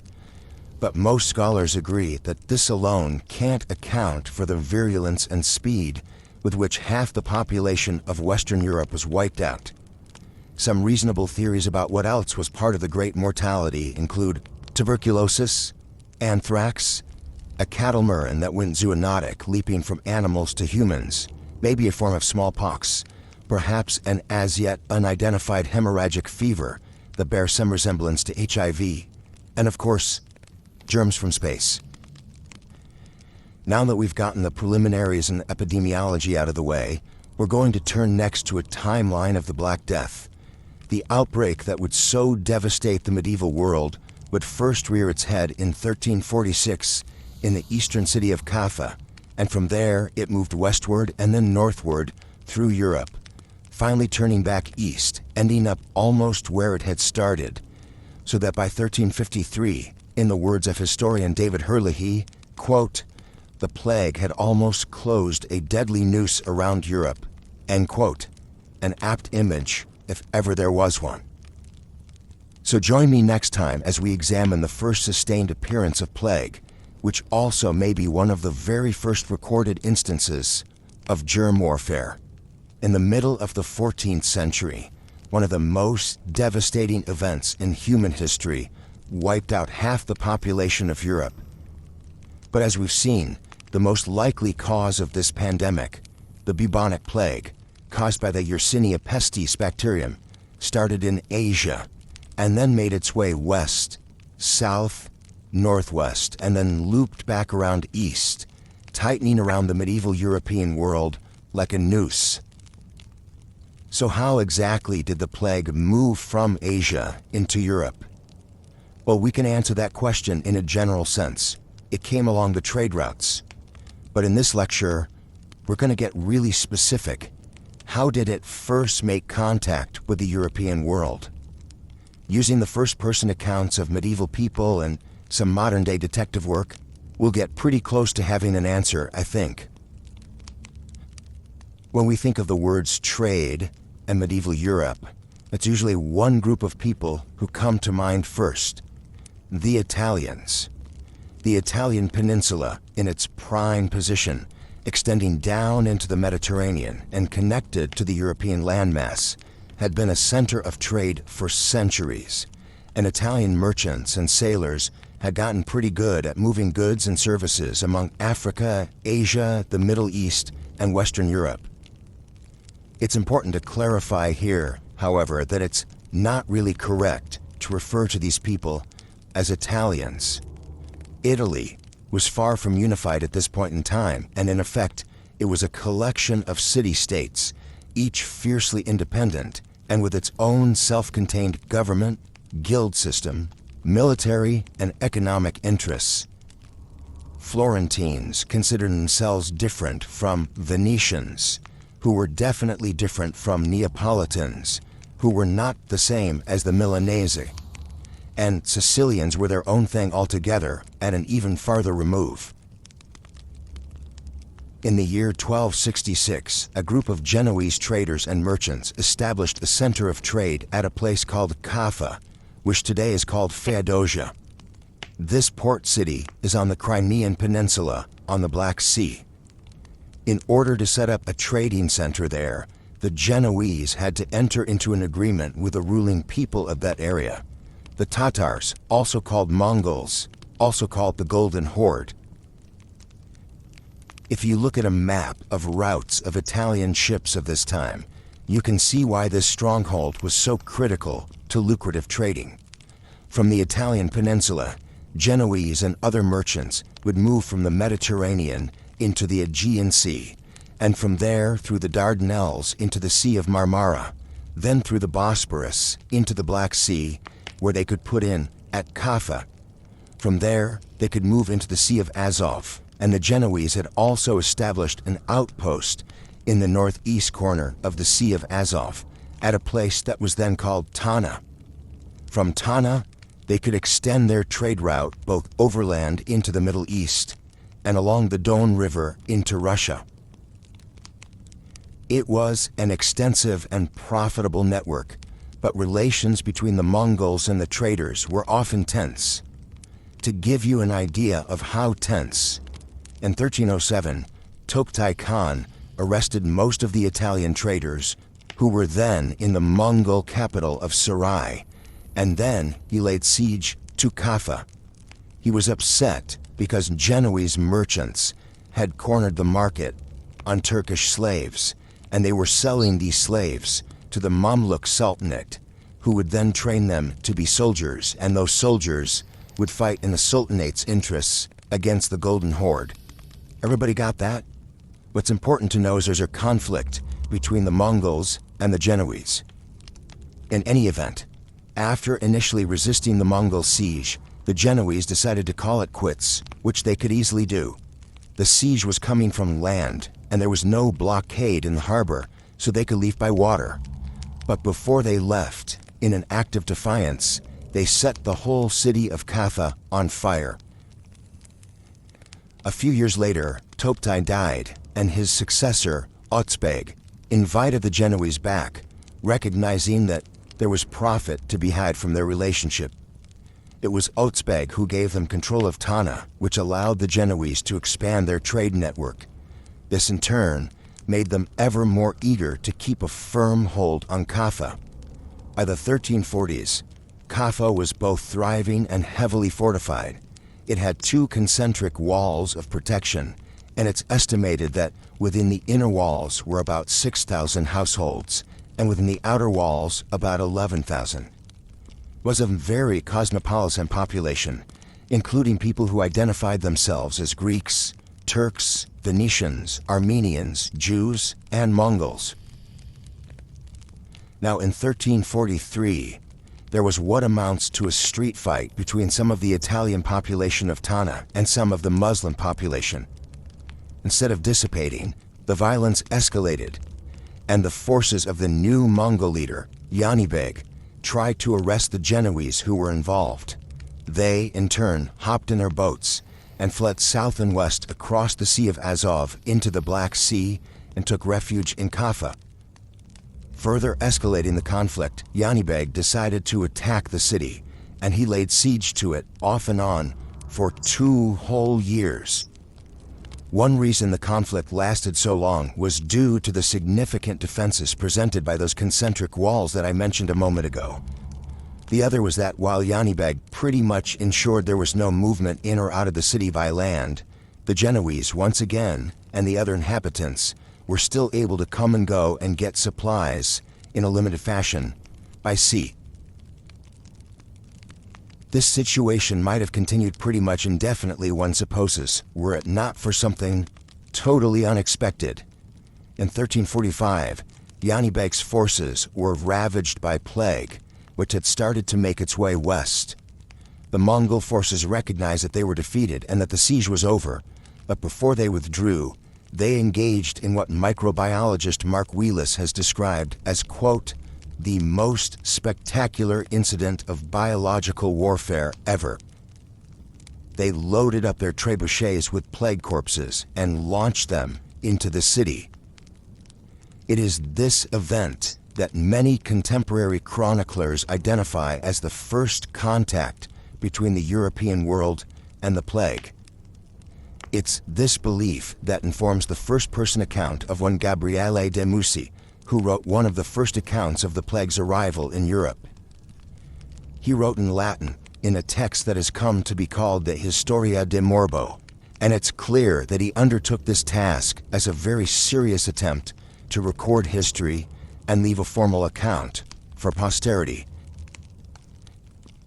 De Mussi was a lawyer in the Italian town of Piacenza, which was itself hard hit by the plague. He begins his account by reminding readers of the vengeance and punishments of God, stating that God had warned Christians to give up their sinning ways, and because they did not listen, the Lord then sent the plague as punishment. Now, this was a widespread belief in the medieval world, as one might expect. Here, in Rosemary Horrocks' excellent translation from the Latin, is a key passage to which historians, scientists, medical professionals, and literary scholars alike have turned again and again over the years in an attempt to understand the nature of the plague. Here's what de Musset wrote, quote, "O God, see how the heathen Tartar races, pouring together from all sides, suddenly infested the city of Kaffa and besieged the trapped Christians there for almost 3 years. But behold, the whole army was affected by a disease which overran the Tartars and killed thousands upon thousands every day. All medical advice and attention was useless. The Tartars died as soon as the signs of disease appeared on their bodies. Swellings in the armpit or groin, caused by coagulating humors, followed by a putrid fever." End quote. Now, as you might guess, the thing that interests scholars here is the very specific reference to buboes appearing in those infected. This seems pretty clearly to be a case of bubonic plague. Indeed, you might actually call it a textbook description. Now, some have questioned why, if plague is spread by rat fleas and the army was infected, those in the city didn't also get infected. Rats are pretty famous for being able to get in and out of places people usually can't move between themselves. But remember, the Mongol army was not right up against the city wall. During a siege, you don't want to make yourself vulnerable to things being dropped on you from above, like rocks or maybe some boiling oil. So, if you're laying siege to a city, your encampment is probably at least a good half-mile or so away. In the case of Kaffa, it's too far for the rat population of the army to travel and get into the city. De Musset continues his account, quote, "The dying Tartars, stunned and stupefied by the immensity of the disaster brought about by the disease, lost interest in the siege. But they ordered corpses to be placed in catapults and lobbed into the city in the hope that the intolerable stench would kill everyone inside. What seemed like mountains of dead were thrown into the city, and the Christians could not hide or flee or escape from them, although they dumped as many of the bodies as they could in the sea. And soon, the rotting corpses tainted the air and poisoned the water supply. Moreover, one infected man could carry the poison to others and infect people and places with the disease by look alone." End quote. Now, obviously, to a modern and scientifically trained mind, there's a bit of hyperbole happening here, but only in the statement that the disease could be passed, quote, "by look alone." The claim about mountains of dead and thousands of corpses may actually be more or less correct, given what we can surmise about the size of Yanibek's army and the mortality rates associated with plague. And the description of the transmission of the illness to people in the city may also be correct. Even if there were no fleas on these corpses, and there likely were fleas on many of them, but even if there weren't any fleas, most of the bodies probably had open wounds, either from warfare or from attempts to lance the buboes, expelling the foul humors in an effort to effect a cure. Now, those in the city may also have had open wounds. Certainly, there are going to be some cuts and scrapes, especially if there's a need for a large contingent of people to drag catapulted corpses to the sea and try to dispose of them.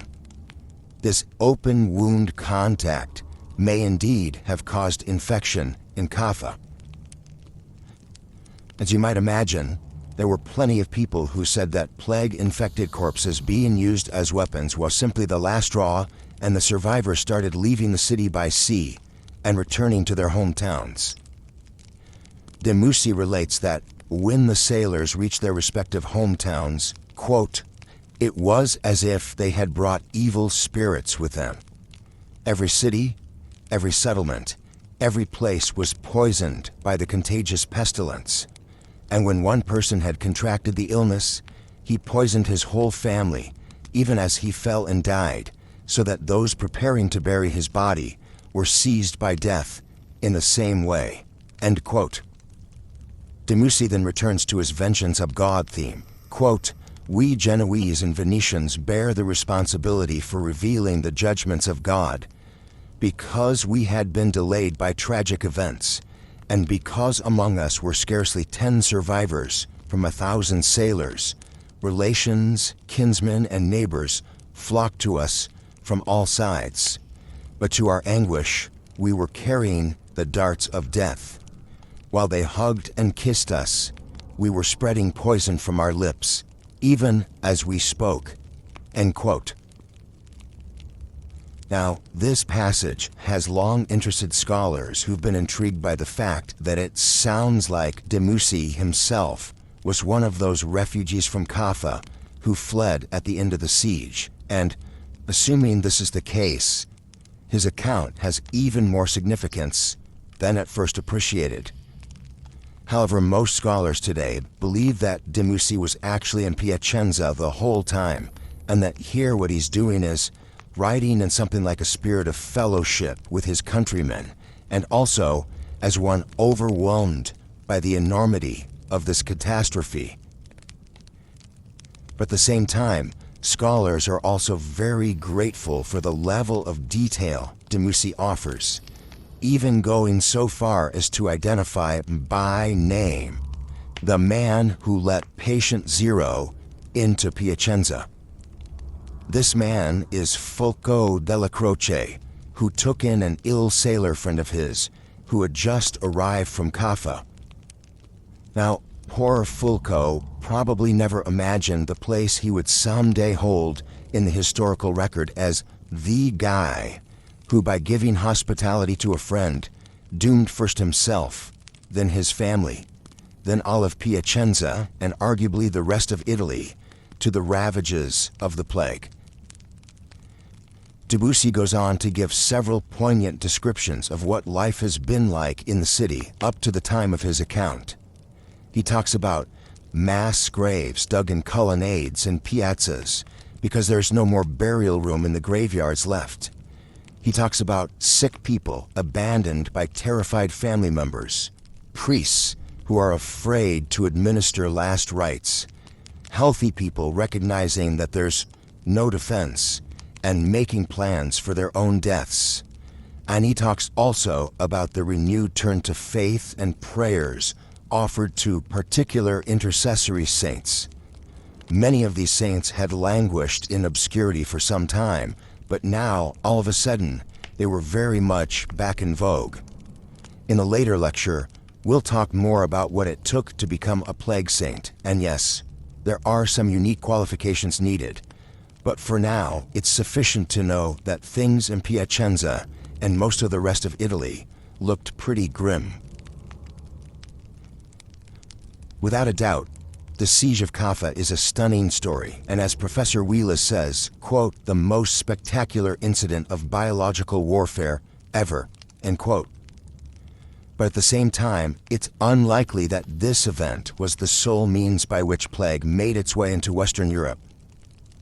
Also, we have to remember that because there was no real understanding of germ transmission or the mechanism of infection, Yanibeg was probably trying to inflict more psychological than physical harm on the people inside the walls of the besieged city of Kaffa. At best, Yanibeg might have been hoping to sicken and demoralize the citizens by causing a miasma to infect the city. This word miasma was a medieval sort of catch-all term to explain modes of infection, and it was believed that foul smells like those emitted by corpses could cause illness among the population. Wheelis certainly thinks infection by catapult corpse was possible, and it was possible and likely too that at least some of the refugees from Kaffa brought the plague with them when they fled. However, Norwegian historian Ole Jørgen Benedictov, one of the foremost authorities on the Black Death, feels that this form of transmission is actually unlikely.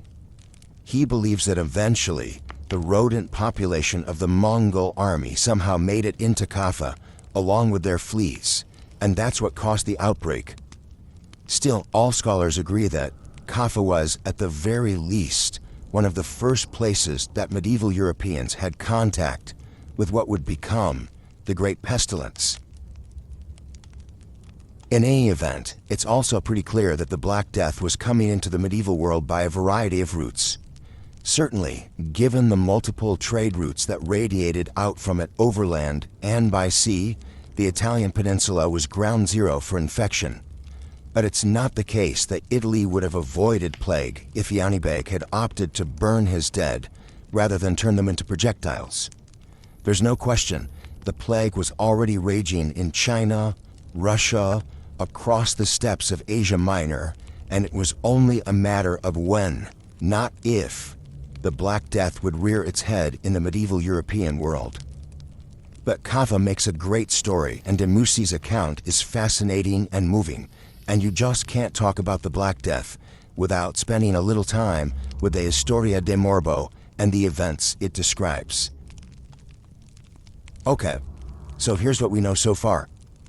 In 1346, plague activity was happening to the northwest of the Caspian Sea and the northeast of the Black Sea and the Sea of Azov. It struck Kaffa, and then in 1347, the area around Constantinople was hit particularly hard. As Constantinople was a major center for trade throughout the west and the east, it's very likely that traders coming from this great city were unwittingly bringing plague with them, whichever direction they were heading. Sailors and merchants, primarily from the Italian peninsula, brought it into the European world. If you look at a map of the spread of the plague, you can see clearly how it struck port cities first, and then these sort of pockets of infection spread to the rest of the continent. So, in 1347, the Black Death shows up on Crete, on Cyprus, in southern Greece, and in Alexandria in Egypt. A look at the map of Italy and modern-day Croatia reveals even more emphatically the multiple points of entry for plague into the medieval European world. Dubrovnik, Split, Venice, Sicily, Pisa, and Genoa all were infected in 1347, as were Marseille, Aix-en-Provence, and Avignon in France, also Majorca, off the coast of Spain. In 1348, the plague then spread inland from these initial entry points, and the rest, as they say, is history. Now, when you look at the map of these trade routes, a logical question to ask is how an infected ship's crew could survive such a long journey from Kaffa all the way to Genoa without everybody succumbing to the plague and being unable to continue. Our best guess here is that the ships in question had a large and diverse group of people on board, not just the oarsmen and sailors, but also military troops whose job it was to protect the precious goods being transported from piracy and theft. The numbers must have been high enough that the infection couldn't make its way through everyone all that quickly, and if we're talking the bubonic form of plague, there could be survivors. As you'll remember from an earlier lecture, the bubonic form seems to be the one form of plague from which someone might recover with survival rates around 18 to 20%. Also, while the sea routes look really long, we have to remember the ratio for medieval travel. 1:7:23. What this means is that if it took you 23 days to get somewhere on foot, it would take you 7 days to go the same distance on horseback, and just 1 day to cover that same distance by sea. And the distance from Genoa to Kaffa is 2,160 nautical miles. If we assume a conservative speed of 5 knots, then it would take about 18 days to make the trip between the two. More time obviously if there was bad weather, or if they were stopping in various ports to offload and take on more cargo. But if sailing conditions were good, it might be possible to do it even more quickly.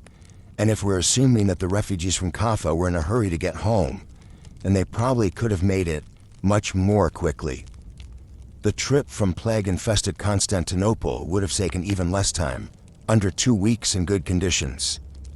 So the plague may not have had enough time to fully work its way through the crew of a ship, and some sailors, indeed, may have been just starting to show signs of illness when they made landfall, prompting them to seek out treatment and hospitality from the closest friend or acquaintance they could find, like the poor, hapless Foco della Croce. As the plague made its first significant European incursion into Italy, it's no surprise that it was Italian writers like Gabriele de Mussi who were the first to chronicle its progression. A middle-class Florentine named Giovanni Villani discussed the Black Death's appearance in his history, which is called the Nuova Cronica. The difference between de Mussi and Villani is that, while the former was inspired to take up his pen because of the Black Death, the latter was already writing a history when the Black Death began to sweep across the Italian peninsula, and he included this in his account of the progression of historical events. Villani was inspired to write a history of Florence on the occasion of the Jubilee in Rome in the year 1300, on which occasion Pope Boniface VIII issued a huge number of papal indulgences in honor of Christ's nativity. Villani relates that on this occasion it occurred to him that Rome seemed to be in decline, while the fortunes of Florence were rising. Remember, there's nothing at all like a unified Italy at this time. It's all individual independent city-states. And he thought that someone ought to write a history of Florence, since one didn't exist. And he thought that he should be the someone to do it. There are a lot of things that are fascinating and important about this work, not least of which is that Villani chose to write in the vernacular Florentine tongue, the language of Dante, and what would become the basis for modern standard Italian. And he gave accounts of events that had affected Florence, but that seemed to go far beyond his primary subject. For example, historians agree that Villani's description of the Battle of Crécy in 100 Years' War between France and England is one of the most accurate accounts of that conflict. What's really amazing about this work, however, is the level of detail and the amount of data Villani gave. When recording events of Florentine history, he always lists names of people, streets, piazzas, bridges, and buildings in great detail. He provides tons of statistical data that might not have otherwise been available to historians. That, for example, Florence had 80 banks, 146 bakeries, up to 10,000 children attending primary school in any given year. He tells his readers how many pieces of cloth were produced by the arte della lana, or wool makers, a trade in which he had a vested interest, as he was a member of the Wool Finishers Guild, a banker, and a minor politician who stood to profit from the production of wool in Florence. And in case you're wondering, the production was around 75,000 pieces of cloth per year. As a statesman and diplomat, Villani traveled far beyond the walls of the city, at one point negotiating the importation of grain into Florence during a famine in 1329. He also was one of the supervisors of the construction of Andrea Pisano's bronze doors for the Florentine baptistry. These are the bronze relief quatrefoil frames that would be so spectacularly exceeded and replaced by Ghiberti's famous Gates of Paradise. And from the year 1300 on, Villani was discussing these and other events in his Nuova Cronica. In late 1347 and early 1348, he turned his attention to the Black Death, which had appeared in Italy's major port cities around September and October of 1347, and which was in full force by December. His chronicle ends with the following paragraph. Quote, "Having grown in vigor in Turkey and Greece, and having spread thence over the whole Levant, and Mesopotamia, and Syria, and Chaldea, and Cyprus, and Rhodes, and all the islands of the Greek archipelago, the said pestilence leaped to Sicily, Sardinia, and Corsica, and Elba, and from there soon reached all the shores of the mainland, and many lands and cities were made desolate, and the plague lasted till..." and there it stops. Seriously, Villani left a blank space, clearly planning to fill in the end date of the Great Mortality. But he himself died of plague in 1348, and so the chronicle remains incomplete. Villani's brother Matteo went on to add accounts of events to the Chronica until he himself died in 1363, also from plague. After that, Villani's nephew Filippo briefly continued the work. In a later lecture, when we take an in-depth look at the case of Florence and the Black Death, we'll return to the Chronica and other sources that describe how life was changed in that city.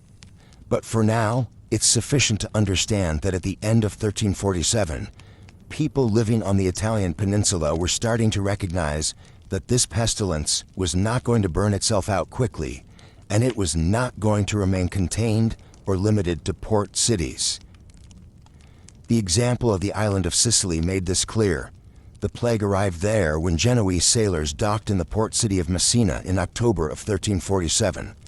By the end of the year, the whole island was ravaged when citizens of Messina fled into the Sicilian interior to escape the plague. All they did was bring it with them and spread it more quickly. The same thing happened in Pisa, which was the main port by which Tuscany accessed the Mediterranean and its trade routes. So we see that the first wave of the plague struck Italy particularly hard, but what seemed like the end of days was only the beginning of horrors that would last for at least a generation. In this very first wave, the French port of Marseille was also struck. It's important to recognize this in order to understand how the Black Death continued its march through the medieval world in 1347. Marseille was the gateway to France for the plague, and from there to England, where the Great Mortality struck with astonishing virulence. Since Marseille was an important trading hub in terms of both sea and land routes, the arrival of the Black Death there in 1347 gave the disease an advantageous position from which to advance across Western Europe.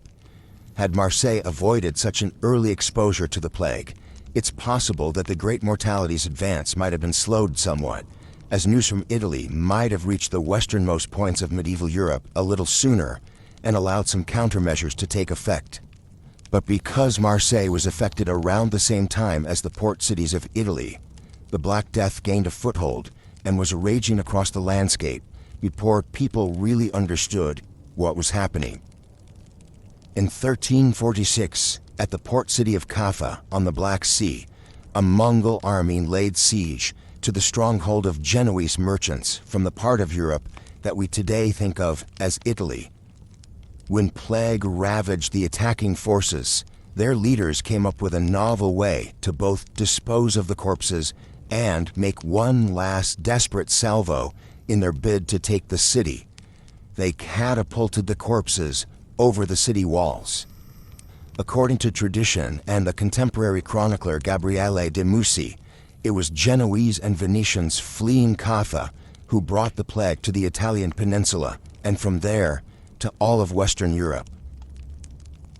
While it is true that the siege of Kaffa is memorable as one of the first and most incredible instances of biological warfare in history, it's most likely not the case that this was the single entry point by which the Black Death made its way into Western Europe. The great city of Constantinople, at the crossroads of East and West, was already suffering from a serious outbreak of plague that had most likely made it there from Hubei province in China, where most scholars think the 14th century outbreak of plague originated. From these and other major trade centers, the plague moved by water across the Mediterranean and by land along caravan routes. Refugees from Kaffa may indeed have brought the plague home with them, but they were not the only ones carrying the disease westward. By late 1347, the port cities of Genoa, Venice, Messina, Marseille, and others were hard hit by the Black Death. In a matter of months, the sickness had radiated out from those areas as the first wave of the Black Death was cresting in Western Europe. Two really instructive examples are the island of Sicily, off the coast of Italy, and the island of Majorca, off the coast of the Iberian Peninsula, or what we think of today as Spain. These two areas that were affected very early on offer a sort of microcosmic view as to how the plague would later move throughout the rest of the continent. If you look at a map of the Mediterranean, you can immediately see that the island of Sicily is perfectly positioned as a trading center through which goods and people might move north to the Italian peninsula, west toward France and Iberia, east toward Eastern Europe and Russia, and toward what we today call the Middle East, and south toward North Africa. And you can see that since Genoa is on the northwestern side of Italy, it made sense that Genoese sailors and merchants who were heading home from the east would stop off in Sicily to drop off goods and resupply before the final leg of their sea voyage home. And according to a Franciscan friar named Michele da Piazza, it was the arrival of the Genoese that brought the plague to Sicily and ravaged that island in the earliest days of the first wave. While Michele is given to some hyperbole and a desire to make biblical allusions, for example, he numbers the Genoese ships putting into the harbor at Messina on Sicily as 12, a mythical number that most scholars think is there just because of its symbolic power. Michele also gives us some details that indicate his account is mostly grounded in reality. For instance, he describes the telltale buboes that erupt on the bodies of those infected, but he also says that anyone who even spoke to one of these sailors couldn't help but be infected. If that's true, then it's possible there was something else happening here other than just bubonic plague. Once the people of Messina realized what was happening, they expelled the sailors and their ships, but it was obviously too late. As people started falling ill, there was a run on confession and will writing, which the documentary evidence supports. In the space of a month, we go from a couple of wills being written to dozens. And Michele's account relates details that become all too familiar when you study the Black Death. Parents refusing to care for sick children, friends abandoning their neighbors so that the dead bodies just stayed in the houses, mass graves being dug, and even thieves being afraid to enter the homes of the wealthy dead, where jewels and other property were plainly visible and free for the taking, because the thieves were sure that to cross that threshold meant certain death. Two groups that did, by all accounts, do their best to offer comfort were the brothers in the Franciscan and Dominican orders. Now, a quick review may be in order here so that we can understand the significance of this. Throughout most of the Middle Ages, religious orders of monks were usually attached to one particular monastery, and orders like the Benedictines and the Cistercians had to swear, among other things, to stability of place, meaning they stayed in their monastery and labored there in terms of both actual physical labor and prayer in order to help the rest of humanity.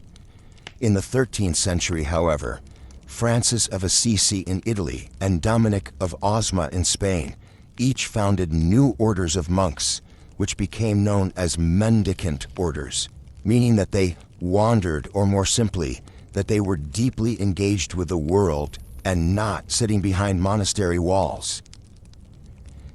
But that didn't mean that they were completely free of attachments or had no home base. Medieval society was really not comfortable with the idea of people simply wandering freely from place to place. You often needed to be able to prove that you had a right to be out and about and going where you said you were going.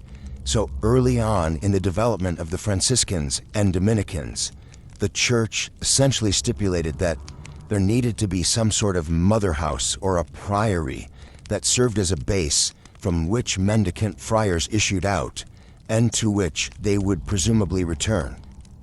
While the numbers of people residing in such a place at any one time would thus fluctuate much more than, say, at a more conventional monastery or abbey, the plague still hit these foundations in noticeable ways. As Michele da Piazza tells it, quote, "The Franciscans and Dominicans and others who were willing to visit the sick to hear their confession and impose penance died in such large numbers that their priories were all but deserted." End quote.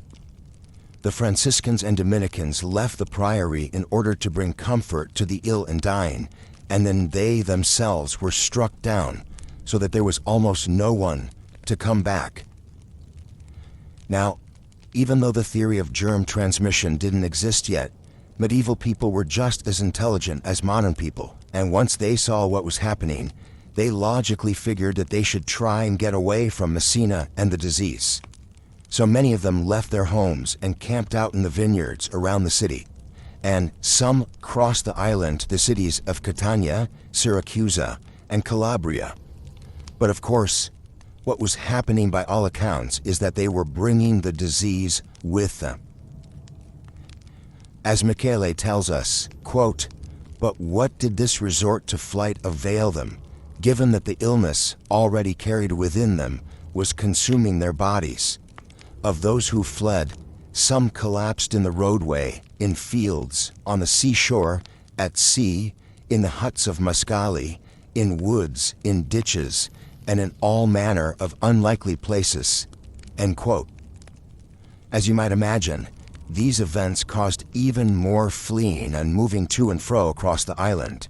Indeed, one Duke Giovanni was so terrified that he started living the life of someone out of a Robin Hood story, or like a ranger from The Lord of the Rings, wandering through the woods and wild uninhabited places, roaming here and there, never staying more than a couple nights in one place, seeking out abandoned churches or other structures to house him. But finally, the plague caught up to him at the Church of Sant'Andrea, where he died and was buried in April 1348. The Duke's death marks the end of the first wave in Sicily. It had arrived in September 1347, burned its way across the island, and then finally started to peter out in April of the next year. Along the way, it took out religious leaders, government officials, and easily up to half of the general population. But the most important thing to note here is that it did not stay contained on Sicily. Historians estimate that at the very end of 1347 or early in 1348, the plague crossed the Strait of Messina and entered the Italian peninsula via Reggio Calabria. This would be one of the 4 major bridgeheads from which the plague would gain entrance into Italy, the other 3 being the port cities of Genoa, Pisa, and Venice. From these main contact points, the plague would radiate inward, and what happened on Sicily would repeat itself in what we think of today as Italy proper. And once again, the first-person accounts are full of horrors that it is hard for people living in the modern Western world to comprehend. For example, there's this heartbreaking account from Siena, Italy. Quote, "And I, Agnolo di Tura, called the fact, buried my 5 children with my own hands, and there were also those who were so sparsely covered with earth that the dogs dragged them forth and devoured many bodies throughout the city." Every time I read that passage, it sends a chill through my body. So while many people imagine that the plague started in the east in China and then worked its way slowly west over land, that's only partially true. Part of what made the plague so devastating is that when it moved over water, it was hopscotching far ahead of the overland progression of the Black Death. And what this meant is that there were multiple bridgeheads or entrance points, which allowed the plague access to a particular region and which made it almost impossible to escape its ravages. So as we've already discussed, it was the port cities in Italy, particularly Messina, Genoa, Venice, and Pisa, that were the initial sources of infection. But we need to remember that we're not only talking about Italy as we know it today, but also what we currently think of as Croatia, as many islands of the Dalmatian coast, along with the cities of Dubrovnik and Split, which were then called Ragusa and Spalato, were actually the property of the city-state of Venice. And the plague very early on moved into the port city of Marseille, which gave it away into France. From Sicily, the plague didn't just cross the Strait of Messina to the mainland. It also infected Corsica, Elba, and Sardinia. And then there's the case of Majorca, which is very similar to that of Sicily. Majorca, as most of you know, is an island in the Mediterranean off the east coast of what we think of today as Spain. But for the sake of convenience, when we talk about the medieval period, we'll call it the Iberian Peninsula, as it had long been a very diverse region, home to Muslim communities, Christian kingdoms, and long-standing Jewish settlements. So it was sort of carved up, like Italy, into a variety of self-governing entities that considered themselves vastly different from this community or that one just a few miles away.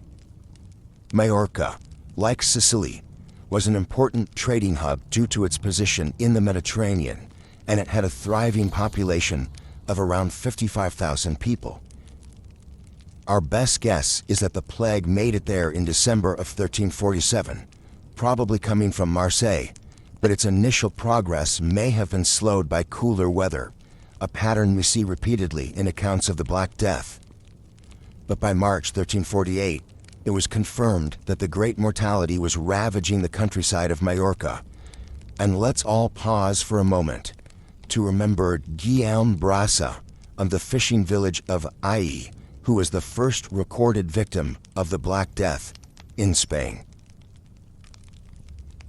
The plague raged on Majorca until about May 1348, when it began to die down a bit. As was the case with Sicily and the Italian peninsula, this also marked the moment when the disease leapt across the water barrier and made its way onto the mainland of the Iberian Peninsula. Again, it was trading ships that seemed to have carried the disease with them, bringing the great mortality to the mainland via Perpignan, in what is today part of France. And then the Black Death attacked Barcelona. Now, let me back up for a moment here and reiterate that not only can we determine the extent of the plague's progress and its virulence by examining documents like chronicles which record the incidences of infection, but we can also look at the number of religious and political offices that suddenly became vacant. Let's take the example of benefices. Now, a benefice is sort of like an appointed religious office. The church was the biggest landholder in the medieval world, and what it would do is grant benefices, and usually this meant control of property or land, to individuals who would then carry out the work of the church and be supported by the income from these lands and properties. It was a variation on the secular feudal system in which a lord granted lands, titles, and protection in exchange for a vassal's loyalty and commitment to fight in support of his lord's interests. So in this religious world, whenever the holder of a benefice passed away, the church would grant the benefice to a member of the religious community who was both deserving of some kind of recognition or reward and/or was believed to be someone who would work toward the salvation of the congregation or community attached to the benefice. So in Barcelona, in April of 1348, there was one vacant benefice. In May, there were 9 vacant benefices. A big jump, but one that could have been attributable to a demographic blip that wasn't outside the realm of possibility. And in June 1348, there were 25 vacant seats. And then in July, the full scale of the disaster is brought home by the fact that there were 104 vacant benefices. Not only were those who held the benefices obviously dying of plague, but so were those who would have been logical replacements. Like statistics surrounding the occupation of benefices, tracking the number of wills that were being written also helps us understand the scale and virulence of the plague.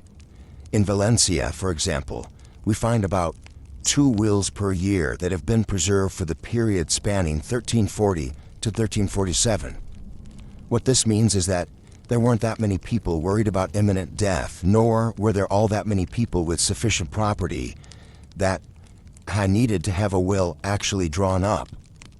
But in May 1348, we have surviving 2 wills for just that month. And then in June, that number jumps up to 21 wills more than in the previous 8 years combined. People's reactions, as you might imagine, were mostly informed by panic and in many instances a turn to religiosity. We'll talk much more about the church and the Black Death in a later lecture, but it's clear that one way that the plague managed to move across the Iberian Peninsula so quickly was due to people flocking to holy sites on pilgrimage to ask God for forgiveness for whatever it was they had done, to incur his wrath in this way, and to pray for deliverance. Thus, the holy city of Santiago de Compostela, in the far west of the Iberian Peninsula, was subject to infection remarkably quickly after Barcelona, and cities in that area had experienced an outbreak.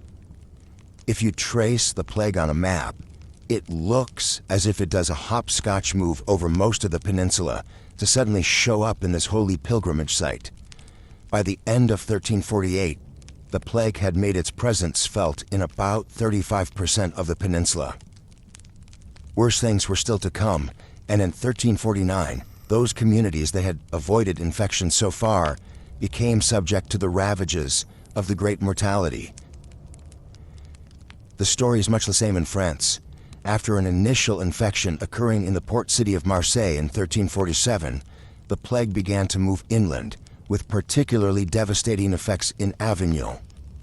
Now this is significant because Avignon was at this time the seat of the papacy of the church. Many of you will recall that while Rome had long been the seat of the Christian church in the West, and Constantinople had been the seat of the patriarch of the Eastern Orthodox Church, in 1309, the headquarters of the Western Church left the Italian peninsula and moved to France, to the town of Avignon. This was because the Pope elected in 1305, Clement V, was in fact a Frenchman, and he felt more secure in his native France than he did in Rome. The next 7 popes would remain in Avignon for a period of around 68 years, a time that is sometimes called the Babylonian captivity of the papacy by religious scholars. Indeed, one of the first religious figures to popularize this phrase and concept was none other than the great Protestant reformer, Martin Luther. The fact that the papal court had relocated to Avignon is why, when Italy was being devastated by plague in 1348 and 1349, Rome got by relatively unscathed compared to other city-states like Florence or Siena or Venice or Pisa or Genoa. With the papacy gone, Rome had sort of regressed into being a more rural, less cosmopolitan community than it had been when the popes were in residence. There was less commerce in and out of the city, and thus fewer streams of potential infection. But when I say relatively, I do mean relatively. By modern standards, Rome in 1348 was a charnel house. By 1348 standards, Rome was an oasis in a desert of illness and death. This was not the case in Avignon, as an account written by an anonymous Flemish cleric attests.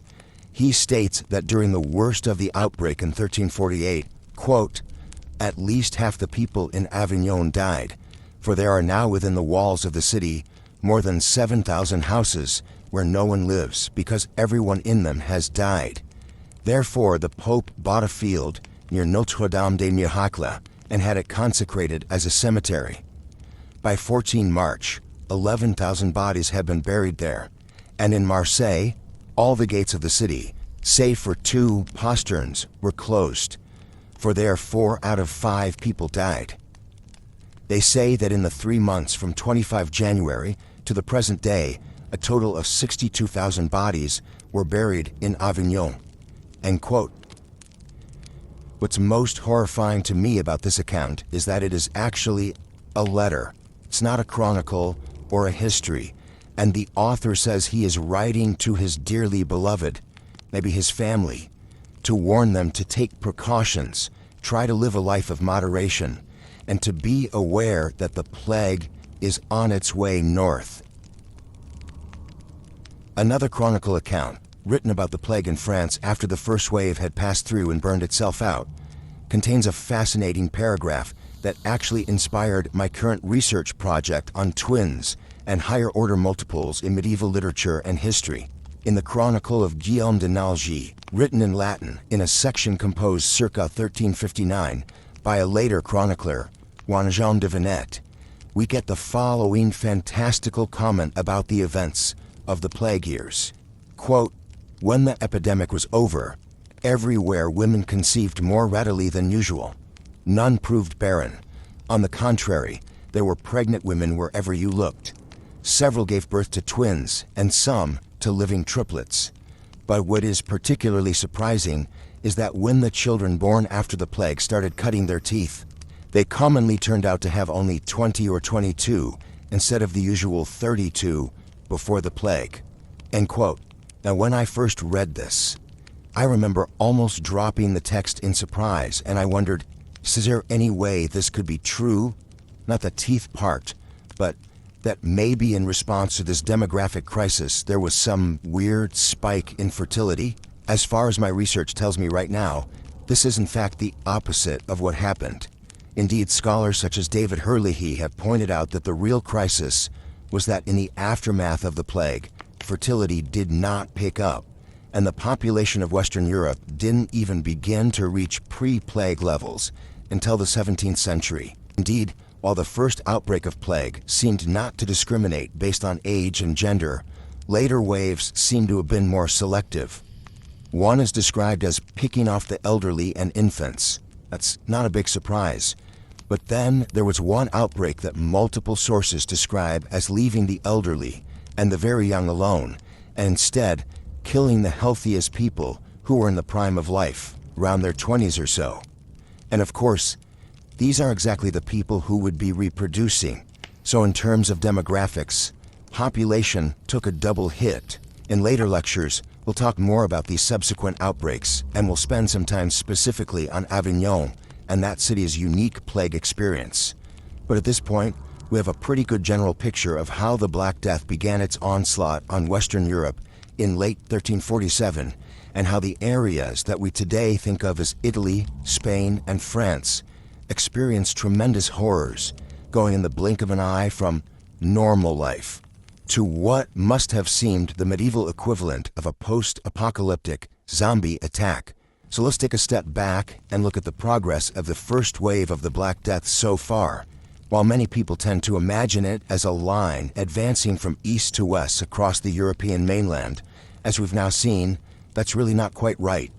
Yes, the plague was moving along overland trade routes, but it was doing that much more slowly than it was moving along sea routes. So what we know is that in 1346, the plague shows up in the area on the northeast coast of the Black Sea, and then in early 1347, radiates north, south, and southwest.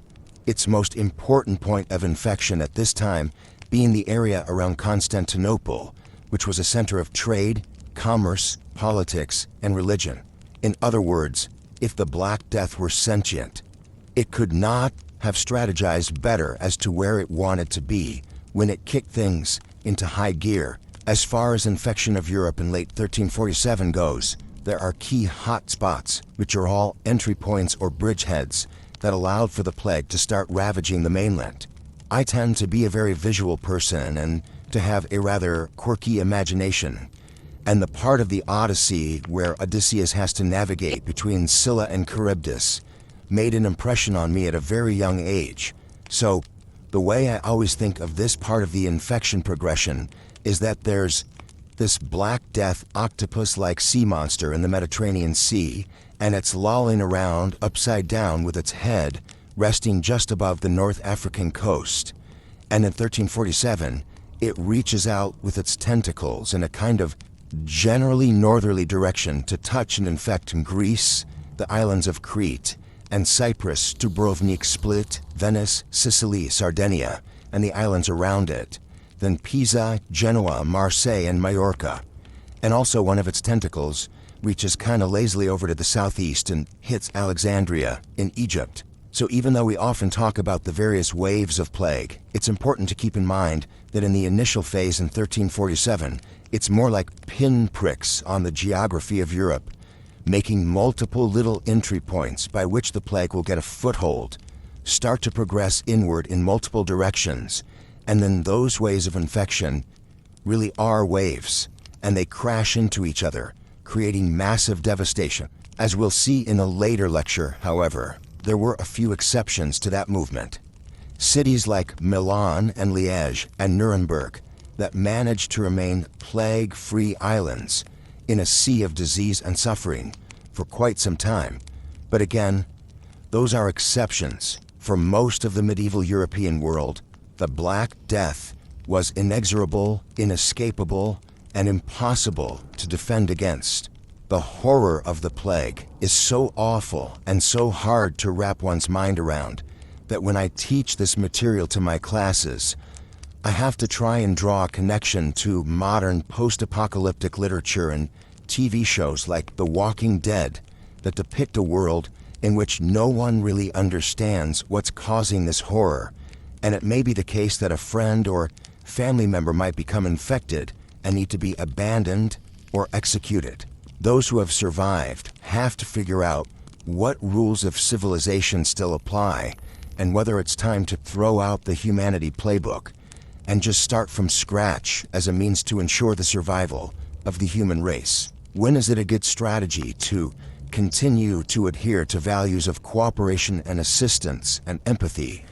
And when is it a good idea to just throw up your hands and announce every man for himself? How long should you continue fighting to protect those still alive and plan for a future that may never come?